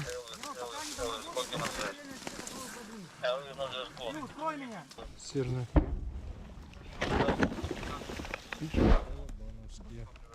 Пидорские нахуй. Танчик, выехал наш танчик. А? Сейчас танчик отработает. Ёбаный в рот, нихуя себе. О. We hear some kind of an armored vehicle nearby. Они открыли максимальный огонь, максимальный. Дохуя стволов на танк, дохуя стволов на танк. And it appears that they were calling in that there was some kind of a tank around it. Well, around them. And so with that, that's the end of the clip right there. And, you know, Matthew, I'm looking at the live chat, and it's always interesting to me. And now, I think we suffer from success. And there you go, you just got them. But throughout this entire night, we have had people coming into our live chat saying that this channel is clickbait. And of course, a lot of y'all were around for when we were just reporting the news on the bridge a moment ago and showing everything we had about it. And we've been doing that continuously every 15 minutes or so tonight.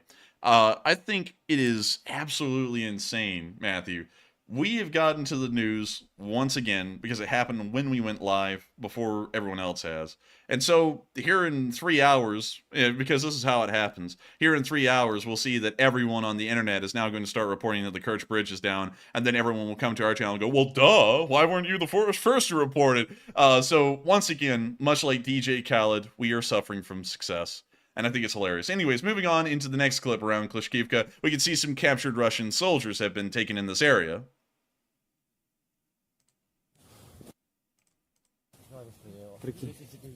And we see the Ukrainian soldiers here.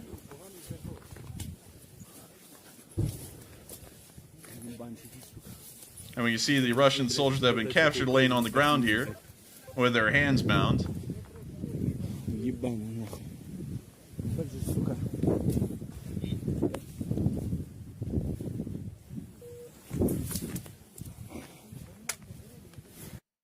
And with that, that's the end of the clip right there, but great to see they were able to advance and take some additional Russian prisoners. Moving on to our next clip, we also saw the 3rd Brigade hitting the Russians again. Most of the videos we got from the Klishchiivka area show that the 3rd Brigade appears to have been the one in action the most today, while the music busts my eardrums out. We can see the Russian position right there. And in a second, we're about to see it gone. You can see the Ukrainians putting the drone on the bricks. Always on the bricks. And here it comes. Yeah, and it got the trench. And with that, that's the end of the clip right there. But they were able to take out another Russian trench. And so with that, we're now going to be moving on from that little clip. Once again, amazing to see. And we're now going to be moving on down into the southern front. And fun things have been happening down here. Very fun things. So starting off near Makarivka. And I actually adjusted the map here. I was about to do that on stream, and then I realized I actually did this before. So in interesting news, I'm trying to figure out how to work on this, because this was actually supposed to be the first thing we reported tonight, but obviously the Kirch Bridge getting blown up right when we went live kind of took precedent. The Ukrainians actually were able to push down the village chain today, and they did take Starmayorsk and Orozhaine both together today. They are now only a mile and a half away from Starolmanivka, which is the very end of the village chain in this area, and the major Russian defensive works that exist here before the Siegfried line forms a little bit further south, about 10 to 15 miles away. So that is huge news. It doesn't really seem that big now that the Kirch Bridge has been blown up, to be honest with you, Matthew. But that was the big news we had today before the Kirch Bridge got blown up. It sadly is I thought the entire day was going to be slow news day, but this Kirch Bridge news just blew the whole day up. Yeah, it kind of did. It kind of just blew the whole thing away. But Starmayorsk and Orozhaine were taken today. It's massive news because there are only 2 villages left in the village chain now for the Ukrainians to take before they have taken the entire village chain. Starolmanivka was the goal at the very beginning of the counteroffensive in early June, and now by mid-July, we're finally seeing that they are about to make it to the offensive goal at Starolmanivka. And so moving on into the clips that we got from around this area, we saw that a 2S4 Tulpan was destroyed near this area today. And there's the Tulpan blowing up, and we can now see the ammunition exploding as well. And man, does that ammunition burn bright. I gotta tell you, that ammunition burns brighter than Russian hopes of winning this war that are burning away every second now after the Kirch Bridge got blown up. And we now see the smoking Tulpan right there. And man, look at that thing. That thing be smoking. Holy moly!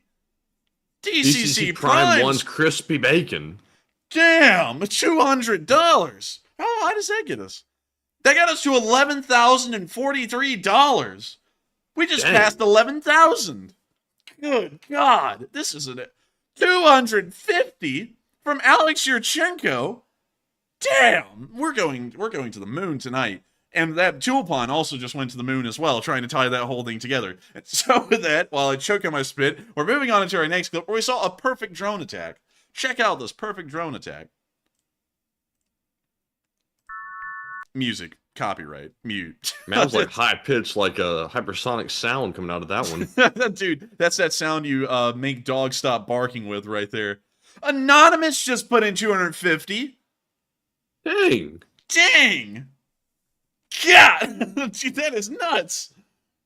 It is getting crazy. I think we just raised $750 in just like 3 minutes right there with the 3 of y'all putting in those massive donations. Holy moly. We're getting up towards 12. Glenn, look at the early part of the stream. Click on the map link or go to our Twitter or something. And there's the tank burning, roasting, toasting. Oh, and we got the ammunition burn off happening right there. You know, Matthew, you know what a Russian sauna is? What is it? It's that tank right down there. It's a sauna. It looks like a sauna out of control, though. A little bit. A little bit. Man. Very nice. Another $3.5 million main battle tank gone.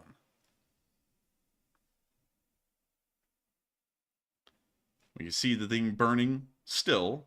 But it appears the ammunition is actually slow burning. Oh, never mind. It's flaring up again. Ooh. Ooh. Oh, wait a minute. No, it's not dying down. That is actually flaring up pretty quickly. Oh, wait a minute, Matthew. This is a great one. I just saw this one. It's from DF Percush. He said it's a Romanov candle. That's a really good one, actually. I like that one. We're going to take that and we're going to run with it now. We're stealing your joke, kind of like Amy Schumer. Anyways, when you see that tank continuing to burn down there, and absolutely amazing. And so we're now going to be moving on from that little perfect drone attack to a failed Russian attack. This wasn't done with drones. This was just done with pure raw Russian manpower and stupidity. And so here's the clip. That's copyrighted. I have no doubt. When you see the Russians moving forward in the area, you see them moving through the fields of tall wheats, grains, and rye. And in this field of rye, the Russians will die. Please clap. And Matthew is quiet. He must be focusing on that fundraiser over there. Yes. Very busy. Very busy, Blade. And we can see the first tank get blown up. It appears from an anti-tank mine.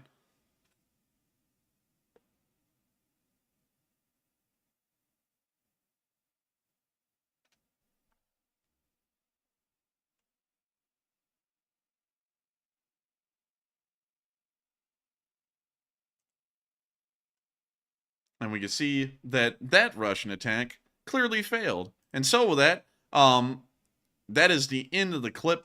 And with that, we're now going to be moving on from that little clip right there and on into our next one a little bit further down the line and in the area of Yakharivka, where we saw a Bergpanzer in use. These Bergpanzers are actually pretty neat. They are recovery vehicles based off of a Leopard 2. You can see that right here. And so what these are is that their entire purpose is that they... What's the best way to explain this? It's a tow truck, pretty much, that's made out of a tank, and is supposed to be able to haul other tanks around. And we've seen these in use a little bit so far in the war, and they are fairly effective. And also really great to see that the West provided these, because with these, not only are they able to recover the Western tanks, like the Leopard 2s, Challengers, and Abrams that are being provided, but they can also recover their own tanks far better than they were able to before. And so with that, we're now going to be moving on from that little bit of news right there, and down into Roboltne, where we saw a Ukrainian versus a Russian tank battle. We saw a tank battle today, and obviously the Ukrainians won, but this is what a tank battle looks like from an infantry's perspective. There's the Ukrainian tank, and down there in the distance is the Russian tank.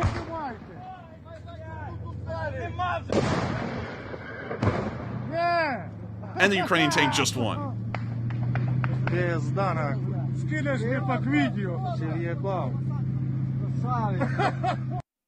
You know, tank battles seem high octane whenever you see them in the movies, but when you see them in real life, it just doesn't really seem that high octane, does it? It just kind of seems like it's like two boxes just kind of shooting at each other.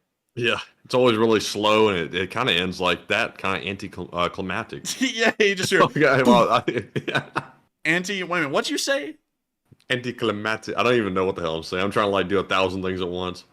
Yeah, it's 1,000 things at once for sure, because you're also having to like be an executioner tonight. I think heads are rolling in the live chat right now. But anyways, with that, we can see that that tank was knocked out, and great to see that the Ukrainian tank was able to win in that direction. Moving a little bit behind the lines, we also saw in the area of Novohorivka that a JDAM hit a building, and it was a fairly heavy hit.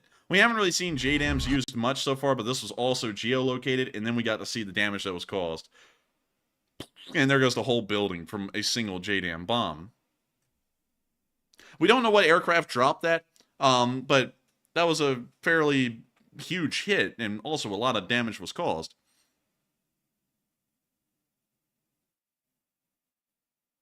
And with that, That's the end of the clip, but that's the power of the JDAM. Gush, glory, JDAM. And so we're now going to be moving on from that little bit of news, and we're now going to be moving on over into the area of Enerhodar, because the nuclear legacy, the nuclear saga isn't over yet. Apparently, oh my god! $500 was just anonymously donated to this fundraiser. $500. Wow. I'm going to have to get quieter for that one, because usually I get loud as hell. We're going to get very quiet for that one. $500. Do you know how high that just got the fundraiser, Matthew? How high did it go? $12.1 thousand. Damn. That is pretty freaking high. I'm just saying. And whoever just put that in, you are anonymous, so we don't get to know who you are. But thank you for donating that much to revive soldiers of Ukraine. This is one of the biggest fundraisers we've run recently, and it is going to space. So thank you so much once again. And according to Andrei Yusov, moving back into the news here, objects were mined within Russian-occupied Zaporizhzhia nuclear power plant and the Crimean Titan chemical plant. The situation has not changed yet, and demining works have not been carried out there. And so, once again, it hasn't ended. The saga hasn't ended. But our coverage of it as being headline news most likely has for the near future, because we covered this massively, and then Budanov just came out one day and said, oh, it's not that big of a deal, and then it just disappeared for a week or two, and this is now the continuation of it. So we'll be kind of giving this a little bit of an arm's length coverage until it becomes clearly serious and the power plant is melting down if it does, and then we'll start to cover it again. And so with that, we're now going to be moving on from that little bit of news in the Enerhodar nuclear power plant and on down into the area of Oleski and Kherson, where we saw the Ukrainians shelling Russian positions. And so, here's the clip. Alright, cool. And we can see the artillery right there exploding along the length of the bridge, and it appears that a Russian group is still moving around on the highway. Well, you now see them getting in the back of a Toyota 4Runner, actually just hanging on to the sides of it, as they now floor it and try and fling the guys off of one side. And it's on its way. And it's gone. So it appears that they left the area. They left the scene like it was a crime. And so with that, that's the only clip we got from Zelenskyy. From what we understand, the Ukrainians still have a foothold in Donchi, and that's the current situation we have in that area right now. But, nonetheless, it is now time for us to move on to Kyiv to cover the speech from President Zelenskyy. And so, without further ado, here is the speech from President Volodymyr Zelenskyy on the 508th day of the war. And also, let me make sure it's on the right track. Apparently, there is no second track today. Бажаю здоров'я, шановні українці, українки. Сьогодні ми відзначаємо вже 33-ю річницю ухвалення Декларації про державний суверенітет України. 33 з багатьох таких річниць, які Україні ще належить відзначити. Вільній Україні. Наша держава ніколи не відмовилася від свого суверенітету, і це вже очевидно всім у світі. І яким би не був російський терор, ми знаємо, що українська свобода все одно збережеться, все одно переможе. Щороку Україна ставатиме лише міцніше та допомагатиме іншим вільним націям берегти суверенітет та будувати спільну безпеку. Україна це може.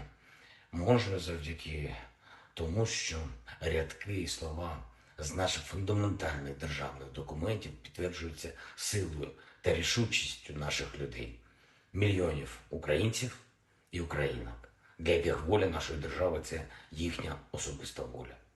Вшановуючи українську свободу, український суверенітет, українську силу, ми завжди вшановуємо наших героїв, різних людей, які билися і б'ються заради України та яким ми завдячуємо свободою. Сьогодні я хочу особливо відзначити воїнів, які цими днями, цими тижнями проявили максимум своєї хоробрості та ефективності заради України. Солдат Олександр Шульга, механік-водій танкового батальйону 33-ї окремої механізованої бригади. Дякую, Олександре, за вашу відвагу та врятування життя екіпажу. Солдат Олександр Левченко, командир бойової машини Бредлі 47-ї окремої механізованої бригади. Дякую, Олександре, за дуже хоробру бойову роботу та знищення ворога. Солдат Андрій Головко, командир відділення вогневої підтримки 79-ї окремої бригади ДШВ Дякую Андрію за влучність і такі потрібні Україні результати на полі бою. Майор Тетяна Гумеля, 110-та окрема бригада територіальної оборони. Я дякую вам, Тетяно, за якісну логістику, професійну службу. Сержант Олександр Олівко, 3-я окрема штурмова бригада, командир кулеметного відділення. Дякую за сміливість і влучність, Олександре. Молодший сержант Владислав Дацький, теж 3-я окрема штурмова бригада, головний сержант штурмового взводу. Дякую за силу, Владиславе. Старший лейтенант Ігор Дикун, Герой України, командир розвідбату, 5-та окрема штурмова бригада, справжній взірцевий український воїн. Дякую, Ігор. Лейтенант Олександр Коваленко, Герой України, командир 2-ї штурмової роти, 24-го окремого штурмового батальйону Айдар. Дякую, Олександр. Старший солдат Максим Шевцов, солдат Андрій Хмілевський, молодший сержант Богдан Максимов, всі троє воїни нашої славетної 80-ї окремої бригади ДШВ. Я дякую вам, воїни.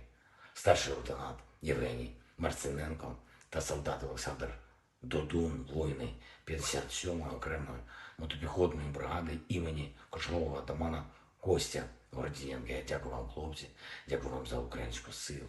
Старший лейтенант Олег Спічак та молодший сержант Сергій Сарксян, воїни 123-ї окремої бригади територіальної оборони.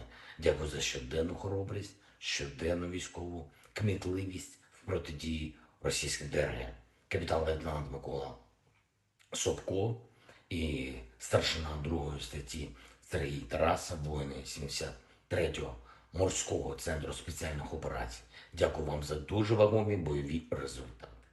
Завжди в боротьбі за свободу. Цінний внесок кожного і кожного.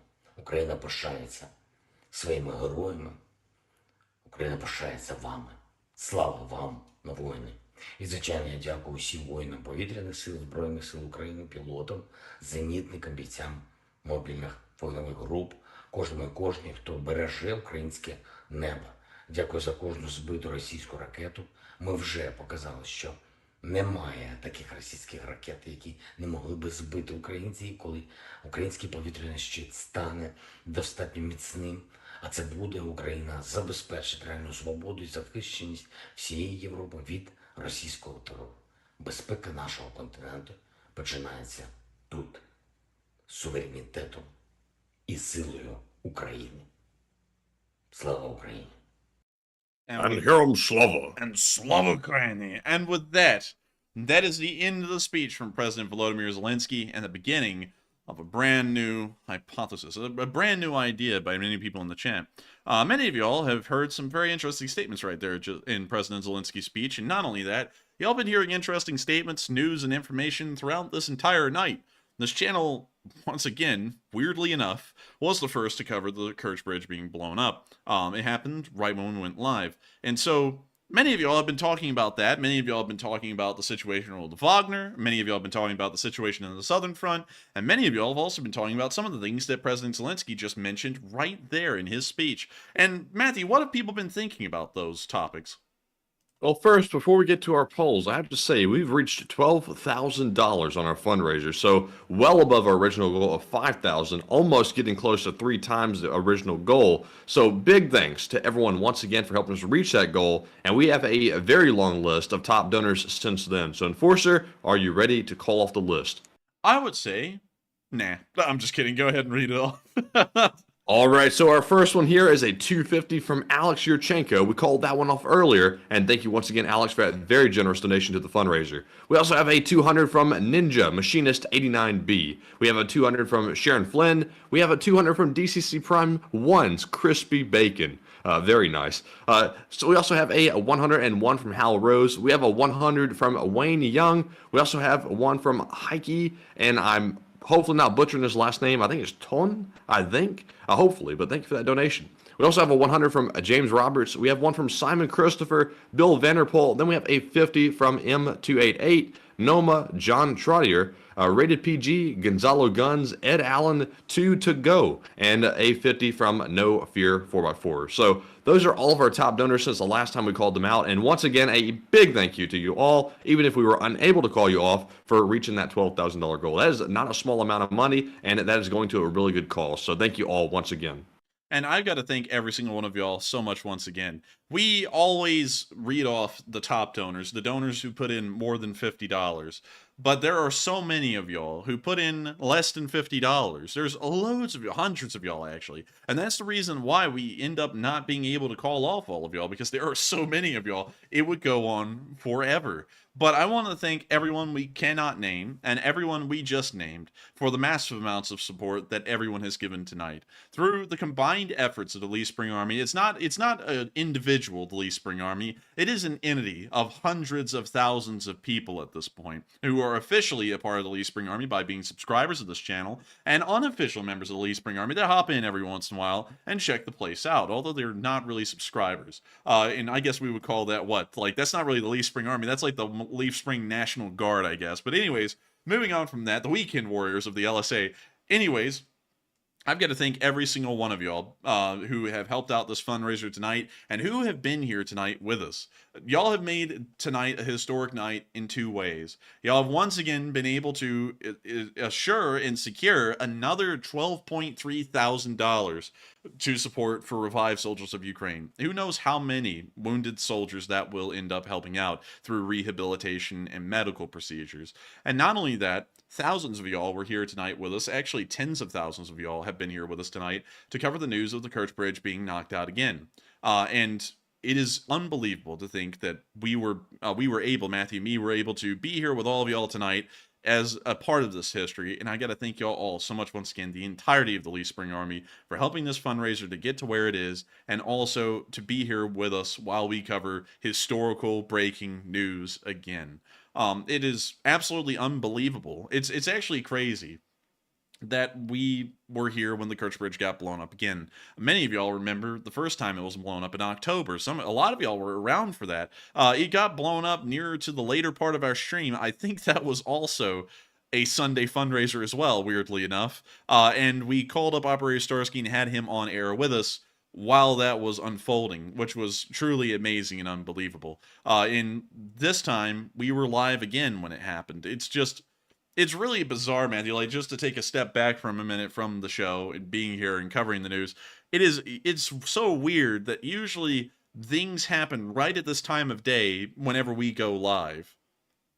It is, and you know, in their time, it's like their morning time. So to us, it feels like it's really late, but to them, it's, you know, it's go time for them. It's rise and shine. That's what it is. Wake up and smell the fires. Man, wake up and smell. What the hell does Mr. Wonderful say? Wake up and smell. He says wake up and smell the bankrupts. Yeah, and then he sponsors FTX or something like that. It's like, he wasn't smelling that one too well. Anyways, moving on from that, little joke right there. But real quick, by the way, we have gotten some more news on Twitter about the Kirch Bridge. So I see here another post. Ocean Defender is on top of this, so I'm quoting him a lot tonight. He said Russian sources are claiming that the ferry service across the Kerch Strait has been halted due to the continued threat from the underwater explosive drones. Supposedly, it looks like they're saying that underwater explosive drones are what caused the pillar to collapse. But of course, that is not confirmed at the moment. We also have a new video from Live UA Map, which the Enforcer will probably show in just a second. It looks like maybe a car going across the bridge, maybe. But this is this appears to be way early on, because it's still nighttime in this video. So this probably would have been about 4 hours ago at this point. Maybe so. But we'll show it. Do we know exactly what it is? Is it the Crimean Bridge or which bridge is it? This is the Kirch Bridge, aka the Crimean Bridge. But let's see here what we got.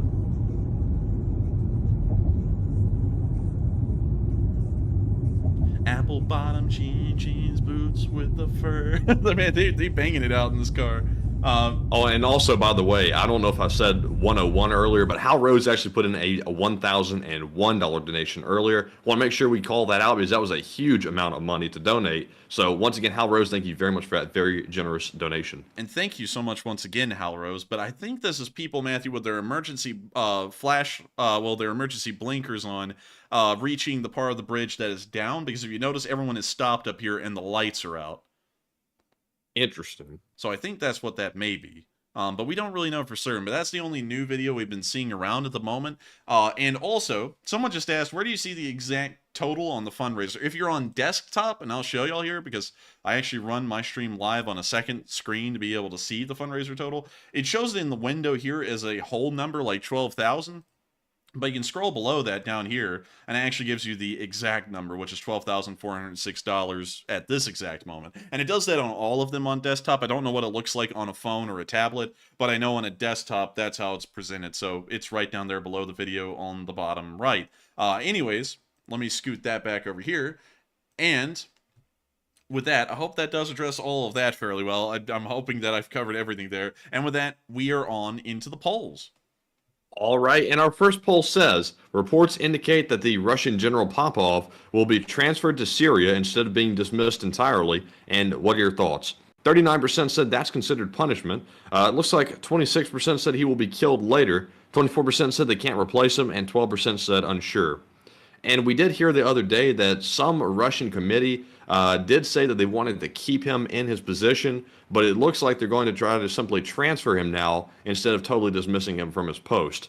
Quite interesting, and I speculated yesterday that they simply cannot replace him. So they're probably going to swap some people around, but nobody's getting fired, it looks like. But Enforcer, what say you? It appears that they're trying to keep Popov around, maybe because they're starting to run really low on anyone that could even be considered an incompetent general, and so they're just trying to keep any of them around at this point, even if it means putting them into unfavorable assignments in Syria. So I think that may be why they're doing that. But nobody got removed this time, but it does appear that he's now become an unpopular officer, which is kind of what happened to Zhukov after the Second World War, and he actually ended up becoming very unpopular with Stalin and kind of got sidelined for a whole bunch of reasons. Stalin just didn't really like the guy after the war, and also he was kind of stealing the limelight.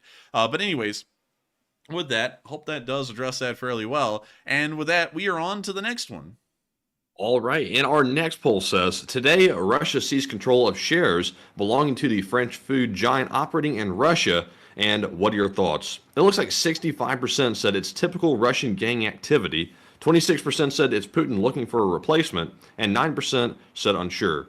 And on this one, considering the fact that Putin has had to negotiate with Prigozhin to basically keep his catering service feeding the Russian army and also Russian school children, it sounds like this is Putin's new plan to basically move Prigozhin's companies out of the way and try to look to some other food service company to fill that gap.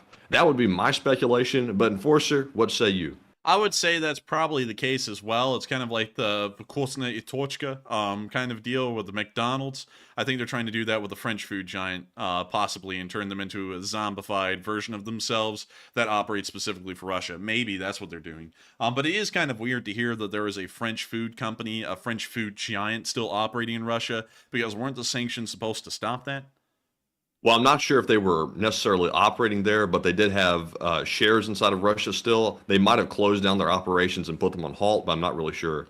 That's interesting. Well, hopefully we can get some more information on that. And also, I've been seeing this, and I want to say this really well, because some people are coming in here, and it seems like some folks may be new, because they're saying things that some people on the channel who've been here and are veterans would laugh at, like, well, I don't believe you because CNN and CBS hasn't reported this.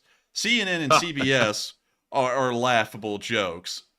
We've sat here as a channel and we have reported things like this is the best one, because I know Matthew and me were both together this entire time to see how long it took for the mainstream news, Fox, CNN, and everyone to pick up on this story. When the coup happened, when the Russian coup happened and Wagner began to fight the Russian government for a day, we covered that. I think right when it happened, it was like 20 minutes after it happened, Matthew, at like 2 o'clock Eastern time, if I'm correct. Yeah, it was really quick. And so we covered it then immediately. We had it out 30 minutes after it happened. And then we sat there and we turned on mainstream news, Fox, BBC, CNN, MSNBC, and I believe CBS and ABC. And we sat there and we would flip through them, and we flipped through them all the way until that night stream, waiting for one of them to cover the story. And the first one to cover it was the BBC, and it was 5 hours after we had put up our video, which means that BBC, the first channel to cover that on the mainstream news, was 5.5 hours behind what we were reporting on this channel.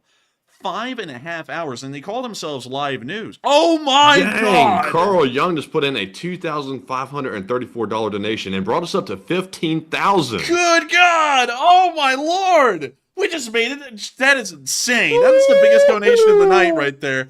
Thank you, Carl. That is crazy. And Dang, that Carl is- single-handedly upped the goal to 15,000. That is crazy. Man, Carl, you're the OG of the night. Good God. Everyone give a huge thanks to Carl Young in the chat because he just got us up to 15K. A lot of y'all have been like begging for that in the live chat. He just did it in one go.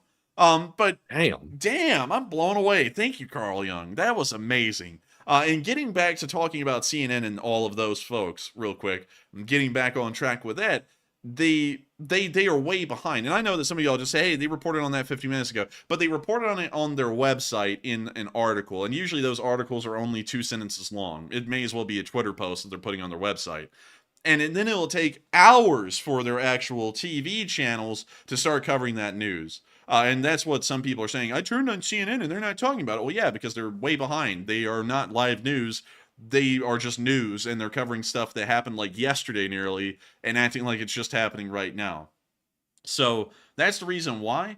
And also, I gotta say this, man, it is always so crazy. We are really the only channel I can think of that actually covers things when it happens live at this point. Like, you know, other people, they kind of have like a schedule, so something can happen like this, like the bridge gets blown up and then they'll make a video in like a day or two on it, like after it's happened. And we, once again, were the first people in the world beyond the Twitter videos and the Reddit videos to cover this thing. And so... Yeah, and me personally, I think that's a great thing because we do say when information's unconfirmed, because obviously we're getting information as it happens, which is very sketchy sometimes. So we're getting the information that we know we can confirm and reporting it, and we're also letting everyone know that if we can't confirm something, you know, we'll have to wait until later. But mainstream, what they do is they have to wait a very long time because they can't even begin to report on something unless it's confirmed by multiple different sources. So they're very slow to react. Yeah, very, very slow. And it's crazy whenever we have to deal with it, because one thing that we've experienced over time, and one thing that's just become clear, is that if we're ever the first people to break a story, for some reason, loads of people always want to come in and act like we're going to be lying about the story, you know, just saying it's clickbait because they haven't heard it anywhere else, instead of going, wait a minute, are they really showing that? And then watching us actually show the videos live on air, proving what we're saying. They, for some reason, they never really wait for that, like some of these people do, and they're, oh, clickbait. And, you know, it's like, I can't help that we're, like, you know, lame like other quote-unquote news channels on YouTube, and we just kind of bum off of bigger news channels and wait for them to put out the story, and then we put one out. We're actually trying to be news. That's why it takes Matthew 40 hours a week of work on this channel, and it takes me 60 hours a week, because we actually do work. You know, we actually report stories when they're new. So, you know, that's how we do the thing. I mean, you know, and it's always crazy because whenever we cover the news live, we have to deal with a massive group of people coming in here and acting like it's not true, although we're literally showing it to their face. But yeah, anyways, that's always just crazy to me and something we've dealt with for a while now. But with that, I've got to thank everyone for getting that fundraiser up to 15K, because that is insane. And also, by the way, I'm seeing another thing going on in the live chat where people are trying to hop in here and advertise for other channels. You know, and it's starting to become a little bit of an issue because I'm seeing everyone coming in here and trying to do that. Do not advertise other channels. Please don't, because I know that they don't allow it on their channels, and we don't allow it here. But with that, let's get on into the polls and the questions. So with that, what do we got, Matthew? All right, so real quick, let's see here.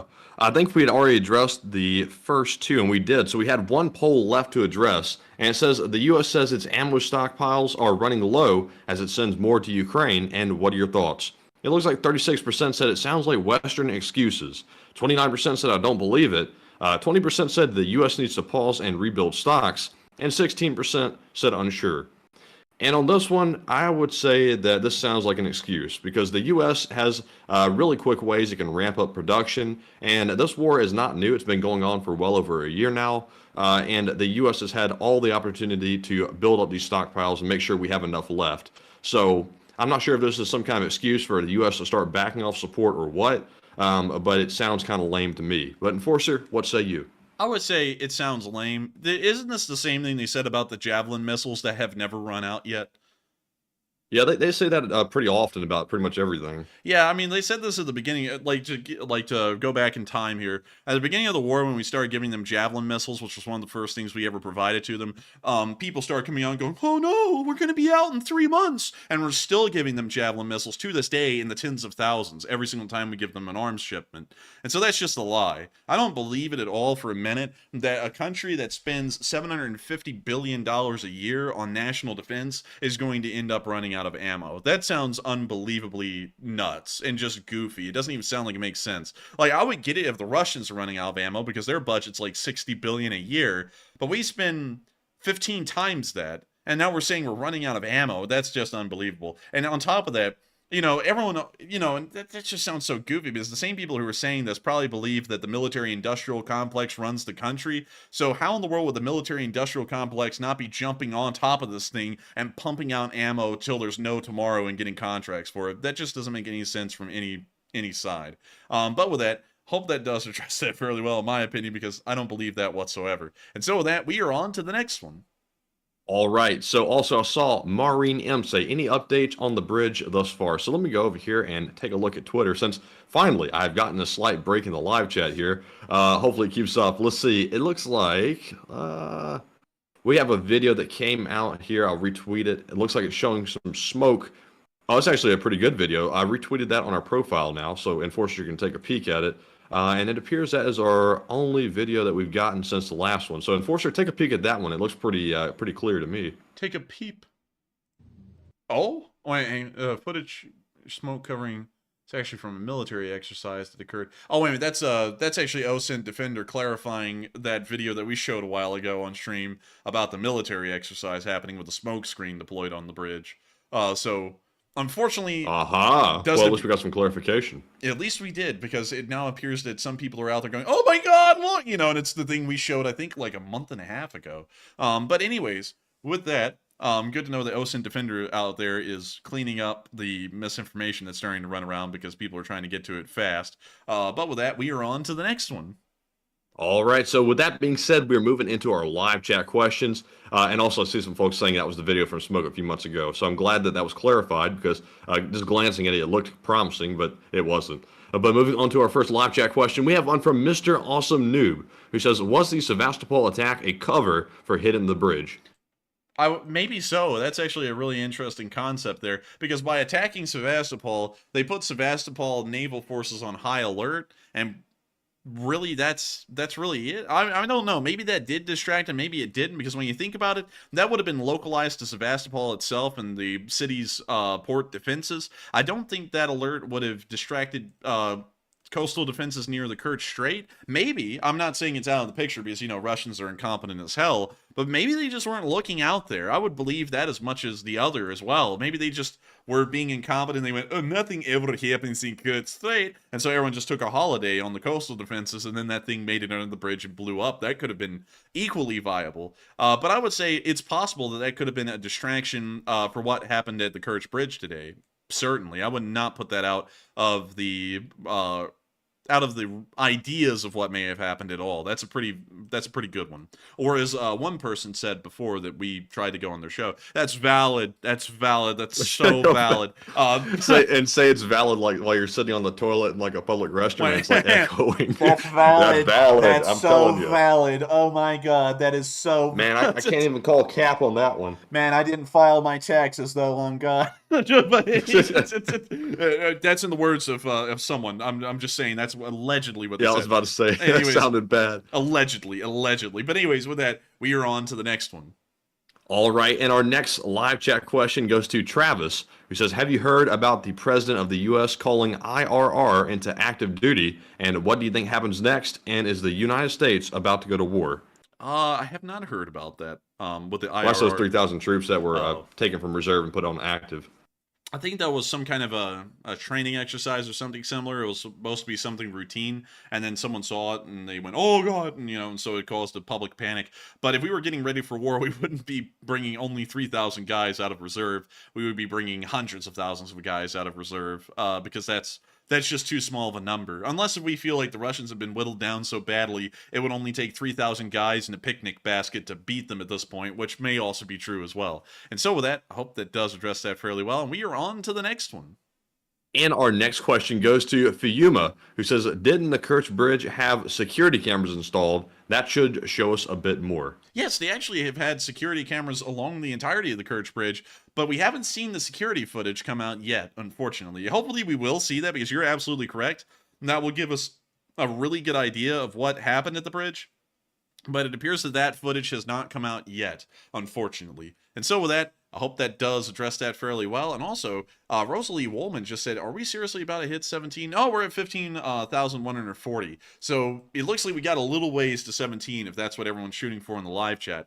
But I've got to tell y'all, if y'all wanted to, I'm always into helping to raise as much as possible, but 15,000 is 15,000. That's huge. Hell, some channels out there, they have to spend weeks running a fundraiser to get to that level. Y'all have blown it out of the water tonight, truly. If y'all wanted to take a break from fundraising at this point and just enjoy the rest of the stream and the question segment, I wouldn't put any pressure on anyone whatsoever at this point, because y'all have way overperformed tonight. The goal was 5,000, and we've reached 3 times over that goal. We're at 15,000 right now. So if y'all want to take a break, y'all can. If y'all want to continue to fundraise for it and get it up to 16 or 17,000, by all means, go ahead. I'm not going to stop anyone, but I don't want anyone to feel pressured anymore to support the fundraiser, because it's done way better than we ever anticipated it would do tonight. So if y'all want to take a break, by all means do it. The Lee Spring Army deserves it after going this hard tonight. Well, Angry Opinion said, we go hard. Man, y'all did. Y'all did tonight. It was like a juggernaut. So with that, we are on to the next one. All right, and our next question goes to Drew D, who says, could the bridge have been hit with ATACMS? Nah, no, probably not, because the ATACMS would have been something that would have been forbidden for the Ukrainians to use if they have them at the moment. And of course, officially they don't have them, but officially doesn't mean squat, because they get a whole bunch of stuff unofficially and then it's announced later. So they could have them. That's a decent idea that they could have been used. However, that would have been considered a Russian target. That would have been escalatory if a Western weapon was used. So that most likely is out of the picture, because it would have been considered escalatory if the Russians find evidence that that was the weapon that blew up the bridge. So with that, I hope that does address that fairly well. And we are on to the next one. And we have a question from Andrew, who says, will Russia's inevitable missile attack on Ukraine in response to the Kerch Bridge attack be a fair measure of Russia's missile stocks? Maybe. We've been seeing, though, in speaking of that Russian missile attacks have diminished in their size. They are microscopic compared to the initial attacks we used to see a while ago. They are I would say 70% reduced in size, if I had to give you a percentage rate there. They're tiny now, and I believe that is already showing that the Russian missile inventory has been depleted considerably. And so I don't even think we really need the bridge attack to see that. I think we'll probably see, I will put money on this, we will probably see that it's a Shahed drone attack that is in response to what has happened at the Kirch Bridge today. That will probably be the Russians' preferred method of response. And so with that, I hope that does address that fairly well. And oh my god, man. Dude, that guy that you just banned right there, that is the funniest thing ever. That is... Did you see that? He's in disbelief that we hit 15,000, so he called the whole thing fake. So y'all got to hear this one out, because this one's directed at everyone in here right now, all the 8,000 of y'all. Someone called the most disturbing, inhumane ship possible, which is probably their bedroom, said, how the hell can 8,000 people raise $15,000? It feels fake. I think this stream is just CIA propaganda. Damn, we still haven't gotten those checks from the CIA, though, have we? I mean, we're still waiting on them. Man, can we have an honorary CIA career at this point? Because we've been called CIA so many times. It's crazy, man. We're college graduates. We're not in the CIA. Dude, he's a Fed. He's a Fed man on God. He's a freaking Fed. But yeah, I mean, that's crazy, man. I think we've been called CIA so many times that if every single time we've been called CIA, there was a CIA agent, the CIA would have doubled in size by this point, just from the accusations against us. Good God, man. But that's hilarious, because y'all have fundraised so much tonight on this fundraiser that y'all have led some psycho to believe that this whole entire thing is a CIA op. which is something next level. That the LSA is so impressive and unbelievable that some people can't even fathom what the LSA can actually do. That's actually kind of an honor, really, that people can't even mentally comprehend how well it's been tonight. But with that, someone just said funny bot on Bantam. That's it. If only. But Matthew is the executioner. Executions are usually final on this channel. And so with that, we are on to the next one.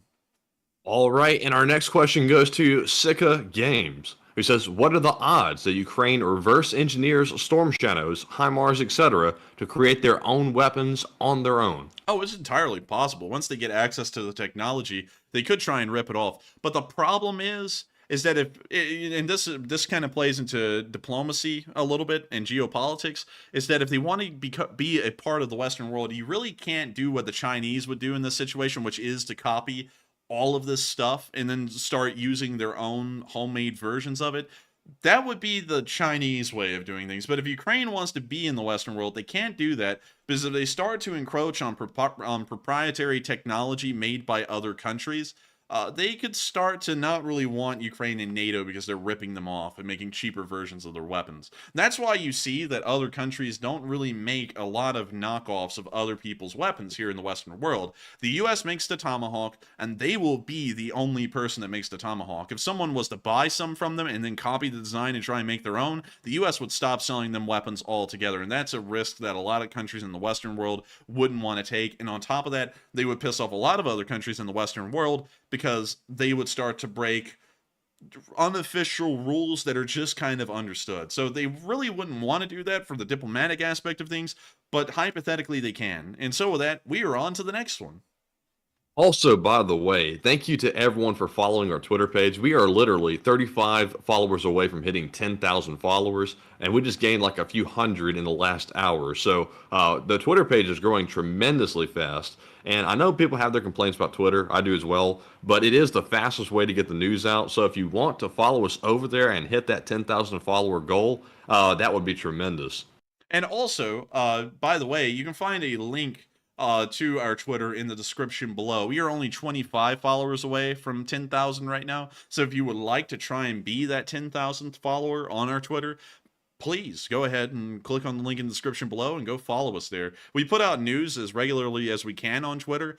Even when we're not running the war summaries in the middle of the day and our streams at night, we're putting out stuff here. And so if y'all would like to try and get really up to date on the news, we usually go and retweet and put out news right when it's happening on the Twitter, especially if it's massive breaking news. So please, make sure to click on the link in the description below while I sit there and have a hiccup, and follow the Twitter. It's great, I promise. And so with that, I hope that does address that fairly well, because, and I'll also tell you this, Matthew puts a lot of effort into Twitter. Matthew's really the one who runs our Twitter, and I've got to give him a lot of credit. That Twitter has been a massive asset to this channel ever since it's been created. It was able to circumvent the second Great Schism. It really took a lot of the steam out of those people's sails, and not only that, it's been a great place for the community to gather, although Twitter does have its problems. I don't think at this point anyone can really look past Twitter having problems. They're kind of becoming a little bit more clear as time keeps on going by. But it's still a great place for us to be. So make sure to go follow us over there. Don't do it because you like or dislike Twitter. Do it for the Lee Spring Army. Do it for the Enforcer channel. And so with that, I hope that does address that fairly well. And with that, we are on to the next one. All right, and with that being said, as we always like to say, we are 5 followers away from 10,000. We are like so close to hitting it. I have a feeling we're about to hit it in like a split second. We're 4 away now. Tremendous.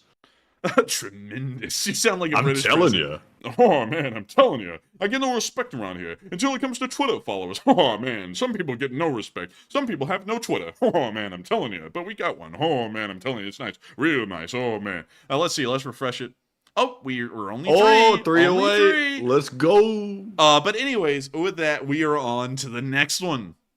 All right, and we'll come back to look at the number there in a second. I know some people are like, who cares about the number? But, when you put this much work into the Twitter, it's exciting to see it hit a milestone like that. So, big thanks to you all. Oh, we did it! We reached 10K! Hey! Hey, we made it next changed level! those 10,000. It took away all the little extra numbers. That's cool. That's neat. Isn't that neat? Nice. We'll have to start running Twitter spaces and bringing in CCP chills and going, that's valid! That's valid! But anyways, thank you all so much for following us on Twitter. We finally just reached 10K. What an achievement. That's a real big achievement on Twitter. I think it's harder to get followers on Twitter than it is to get subscribers on YouTube, actually, from what we've seen so far. Man, it was tough. It took us. I've created this Twitter page over 4 months, so it took 4 months to reach 10,000 followers. Man, that's growth that some people on Twitter consider to be pretty big. I think so. Good job on that, Matthew. That's amazing that Thank you've you. run the Twitter so well. It got up to 10,000. Some of these people on Twitter don't even know we have a YouTube channel. I think some of them just know us as the Enforcer Twitter because the community doesn't actually translate over most of the time. Like more than half of these followers on Twitter, I don't even think they know about the YouTube channel. So that's really cool and huge job, Matthew. Congratulations on that. But with that, we are on to the next one. All right, and our next live chat question goes to Tom Guthrie, who says, I think the attack on Sevastopol was designed to keep all the vessels in the bay while the drones safely went towards the Kerch, ? Oh, that's a good idea, actually. That's a great idea. That may have been it. They may have sat there and tried to keep the fleet in bay, and the Ukrainians knew that, and so then they raced some drones around the peninsula into the Kerch. That is a brilliant idea, and that is a great explanation as to why they attacked the port of Sevastopol today.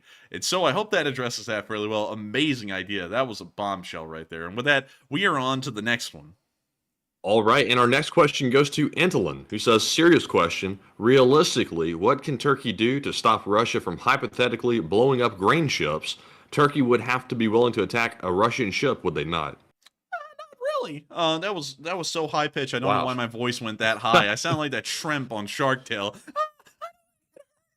But anyways, moving on from that and answering the question. The Turks don't have to shoot at a Russian ship because all modern ships, and I'll show you in Oliver Hazard Perry class, which is the ship that they have a decent amount of. No, not the Admiral, the ship. Here we go. Here's the ship that guy had named after him. This is it right here. And these have a few CIWSs, close-in weapon systems, mounted onto them, if I understand correctly. And let me go back and make sure that I'm correct about them having close-in weapon systems. So let's go to their armament. And they have torpedoes. They have a naval gun. They have one phalanx on each Oliver Hazard Perry. So only one on each ship. And let's see, we can actually see the USS Stark here actually got damaged after an air attack in the Iran-Iraq war, but it doesn't appear that it sank. Maybe, I don't know. Well, Mr. Stark, I don't feel so good. Mr. Stark, Mr. Stark. But let's see here. I think that is the phalanx. If I'm trying to find what, nope, that's it. That's it right there near the stern of the ship. There's the phalanx, and that can, if the ship is sailing close enough to the ship that it's escorting, it could just shoot down the Russian anti-ship missile that is fired in flight with the phalanx. So it wouldn't have to shoot back at the Russian ship and destroy it, but it could intercept the shot that it makes. So of course that wouldn't just be the only response. If they fired at a Russian, if they fired at a merchant ship, there most likely would be some kind of response where they fire back or fire warning shots at that Russian ship or something similar. But they don't necessarily always have to destroy the Russian ship if something like that happens. And so with that, I hope that does address that fairly well. And with that, we are on to the next one. And our next question goes to Richard Rohde, who says, could the bridge collapse be from the cracks that we saw in the supports giving way? It looks much higher than the spot of attack from the past. It does, and it could be. That's not out of the question right now, but it seems as though the Russians and everyone right now is kind of going into the camp that it was some kind of a kamikaze boat bomb. So it's possible it could have just been a column collapsing, but to add a little bit of information that we couldn't show on stream, we did see a car that had a couple of dead Russian citizens in it that appears to have been blown up. And if the pillar collapsed, it would be very hard to explain how it appears they were blown up in an explosion. So it's possible, but mostly unlikely at this moment with the information we have. And so with that, we are on to the next one. All right, and our next question goes to Sazabi, who says, do you think the Russians claim the bridge was hit by submersible so they can avoid talking of their inadequate air-to-surface defense? Can you reread that one again? Do you think the Russians claim that the bridge was hit by submersible so they can avoid talking of their inadequate air and surface defense? that's possible, but it doesn't seem that anyone's really on the idea that it was a missile. And we haven't heard of any first-hand accounts saying that it was a missile-like object. It appears that this is something that nobody really saw coming at this moment. So it could have been, that could be the case, but we're not really sure. And also, really interesting wave of donations just came in, like 2 of them at the same time. Shine Time In put in $20 US, and Steve Watkins at work, not at home, he's at work on this one. He put in $50 US, and to both of y'all, thank y'all for helping the fundraiser to get up to $15,380. Both of y'all were a part of that tonight, and thank y'all so much for helping revive soldiers of Ukraine to continue on with their amazing mission of helping to save lives in Ukraine. And so with that, I hope that does address that fairly well, and we are on to the next one. All right. Wait a minute, hold on. Someone just said something amazing. Is Walter A. Lakota here? He is! Yes, he's here. Hey, he's back! He's here! Walter A. Lakota, the Admiral of the Lee Spring Navy, is here tonight. That is cool. He's rarely ever here. He's usually underway at sea. But that is amazing. Welcome back, Walter. You came back on an amazing night. The Kirch Bridge just got blown up about 2.5 hours ago now. Right when we went live, it got blown up. And we raised $15.4 thousand. This is an amazing night for you to return back on. And so with that, we are on to the next one. All right, and also I see some folks saying that some videos are coming out on Telegram showing that there were apparently missiles hitting the Kirch Bridge. Of course, we have to wait until that gets on Twitter because we are not in these Telegram channels where it's being released. So it should be on Twitter shortly, and maybe and hopefully we can show that before the stream is off tonight. While I'll hold back another cough. So, Enforcer, what say you? I say very interesting news to hear, and we will be trying to look for that once it reaches the Twitter sphere if we're still live. And so with that, we are on to the next one. All right, and the next one goes to Jorge Alonzas, who says, do you think that the Russian army in Sevastopol trained with actual Imperial stormtroopers at least target practice, and keep up the great work? Yes, 100%. They did train with the stormtroopers. And I heard, Matthew, did you mute your microphone over there?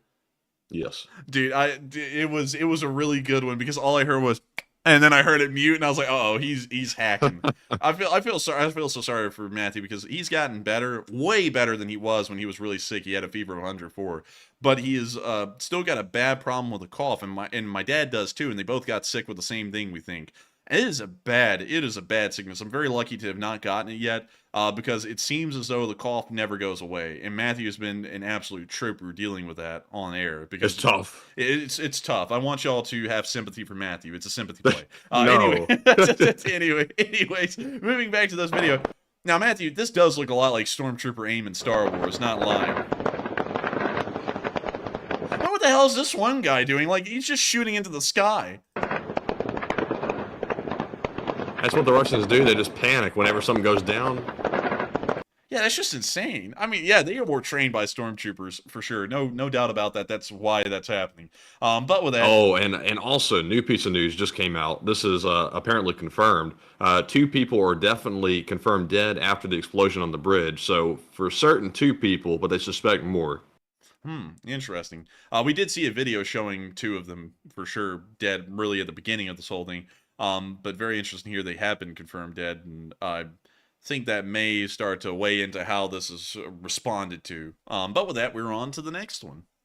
And our next one goes to Back to the Brick Studios, who says, if the war keeps going badly for Russia, what is the possibility of renewed unrest in the Caucasus and Chechnya?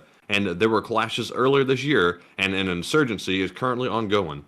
The chances of tensions rising in the Caucasus region is incredibly high. It's already high as it is, and I think that if the Russians ended up losing the war ended up dragging on, we may see that the first signs of the Russian government waning and collapsing will come from the Caucasus mountain region. They're going to be our litmus test at this point for seeing how badly the Russian government is controlling the country. So I would say this will be the first place it happens, if anywhere, in Russia. And so with that, hope that does address that fairly well, and we are on to the next one. And also, shout out to Max Power, who put in a $50 donation to the fundraiser as well. And thank you very much, Max Power, for that generosity. And we're somewhere in the neighborhood of $15,000 and something dollars, but I'm not really sure because I can't really see it. But anyways, with that being said, we have 2 questions left in the spreadsheet that I see here. And our next one goes to ABCD, who says, question for the enforcer, what would you think made Erdogan change his attitude towards Putin? And was it Erdogan winning his re-election and Putin's apparent weakness and war criminal, or Russia losing? It's an interesting idea in the Western world that Erdogan ever liked the Russians. Erdogan actually never really did like the Russians. That's why we saw at the beginning of the war, the Turks were the first ones to provide the Bayraktars freely to the Ukrainians. In fact, if you wanted to go throughout the whole world, Turkey was really the first country to support Ukraine at all, and it was with Bayraktar drones. So he's always supported Ukraine. It's just that for some reason, because Turkey is trying to do diplomatic plays to make it possible that Turkey could negotiate an end to the war, people have taken that as Erdogan loves Putin, which is not the case at all. A lot of people are misreading that. Erdogan has never really liked Russia nor Putin, and we've seen that clearly in the support that Turkey's been providing Ukraine ever since day one. And I would say that the reason why Erdogan is becoming hardline and hard stance now is because they have tried the middleman route for a year and a half now, and it hasn't produced any meaningful results. They have constantly entertained negotiations in between the Russians and the Ukrainians, and they've been uneventful. They have supported the Ukrainians in the war, and it is helping, but still the Russians are being dogged about anything dealing with peace. And that's why the Turks were kind of playing that middle ground there. It wasn't that Erdogan liked Putin. It was that he was saying that maybe through Turkey playing a middle ground, they could be the amicable meeting spot for both of them. So that way the war could be ended in Ukraine's favor. And then that never happened. And so now they've decided to just ditch that concept altogether and go with pro-Ukraine all the way, or else we blast the Russians ourselves.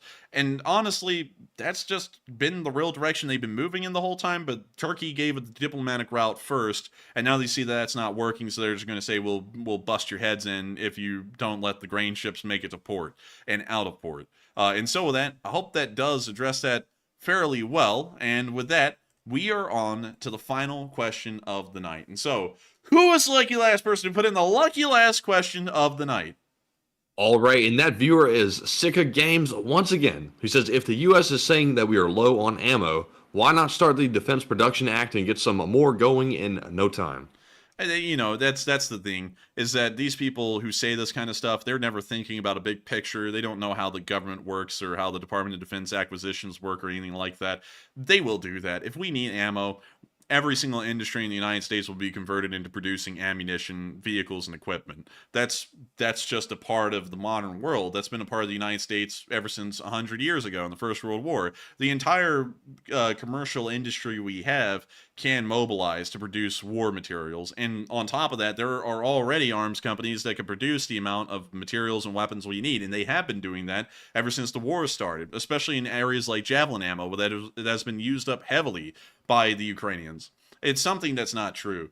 And if we need to do something like that, we will bring forward the Defense Production Act. It will just naturally happen. You won't even really hear about it much. It'll just be something that happens in the background, and we'll start to produce all of the equipment and ammunition that we need to make sure that our military is strategically sound. And so with that, I hope that does address that fairly well. And also, Writer's Eye said, it takes an act of Congress, literally. Well, I can tell you this. And a lot of people, they always like to talk about, it's not going to happen. This is the thing. When things like that happen that are of strategic concern, nobody wants to be that asshole in Congress that stops the nation from being protected. You could see that in a place like Iraq, when we invaded Iraq in 2003, and some congressmen and senators wanted to end up not funding the military because it wasn't because Congress wasn't able to officially declare war in Iraq. It was just something done. What was the explanation for that, Matthew? It was a presidential something. The explanation for what again? The invasion of Iraq without an official declaration of war. It was a presidential something.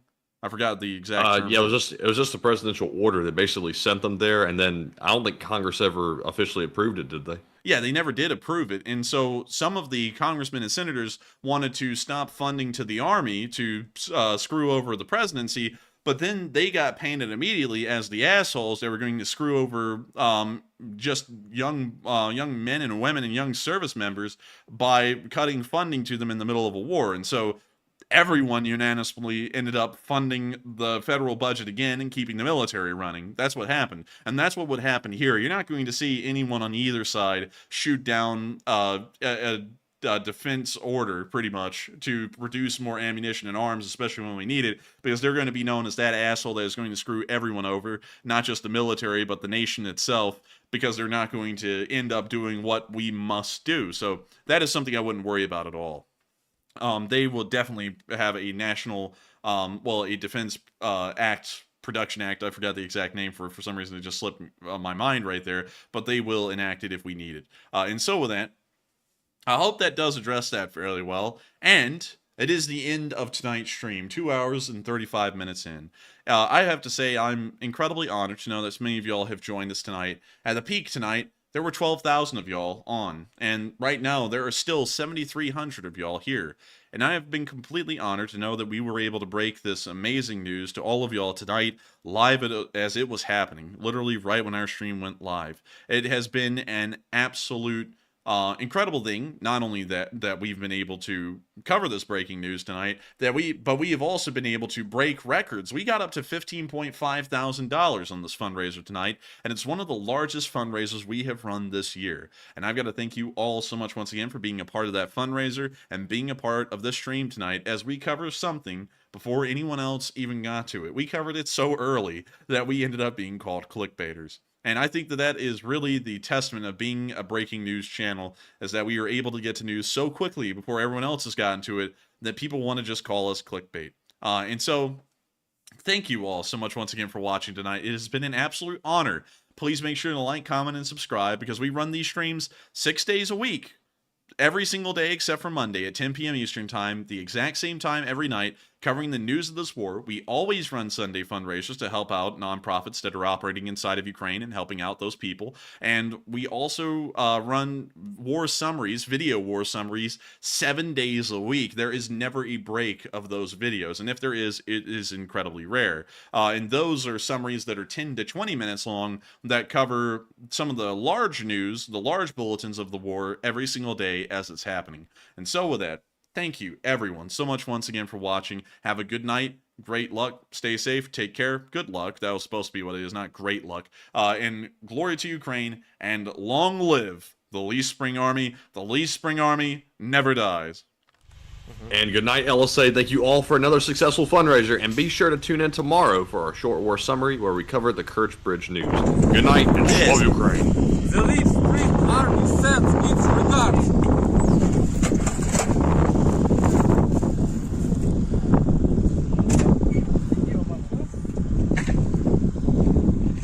Damn, son, where'd you find that?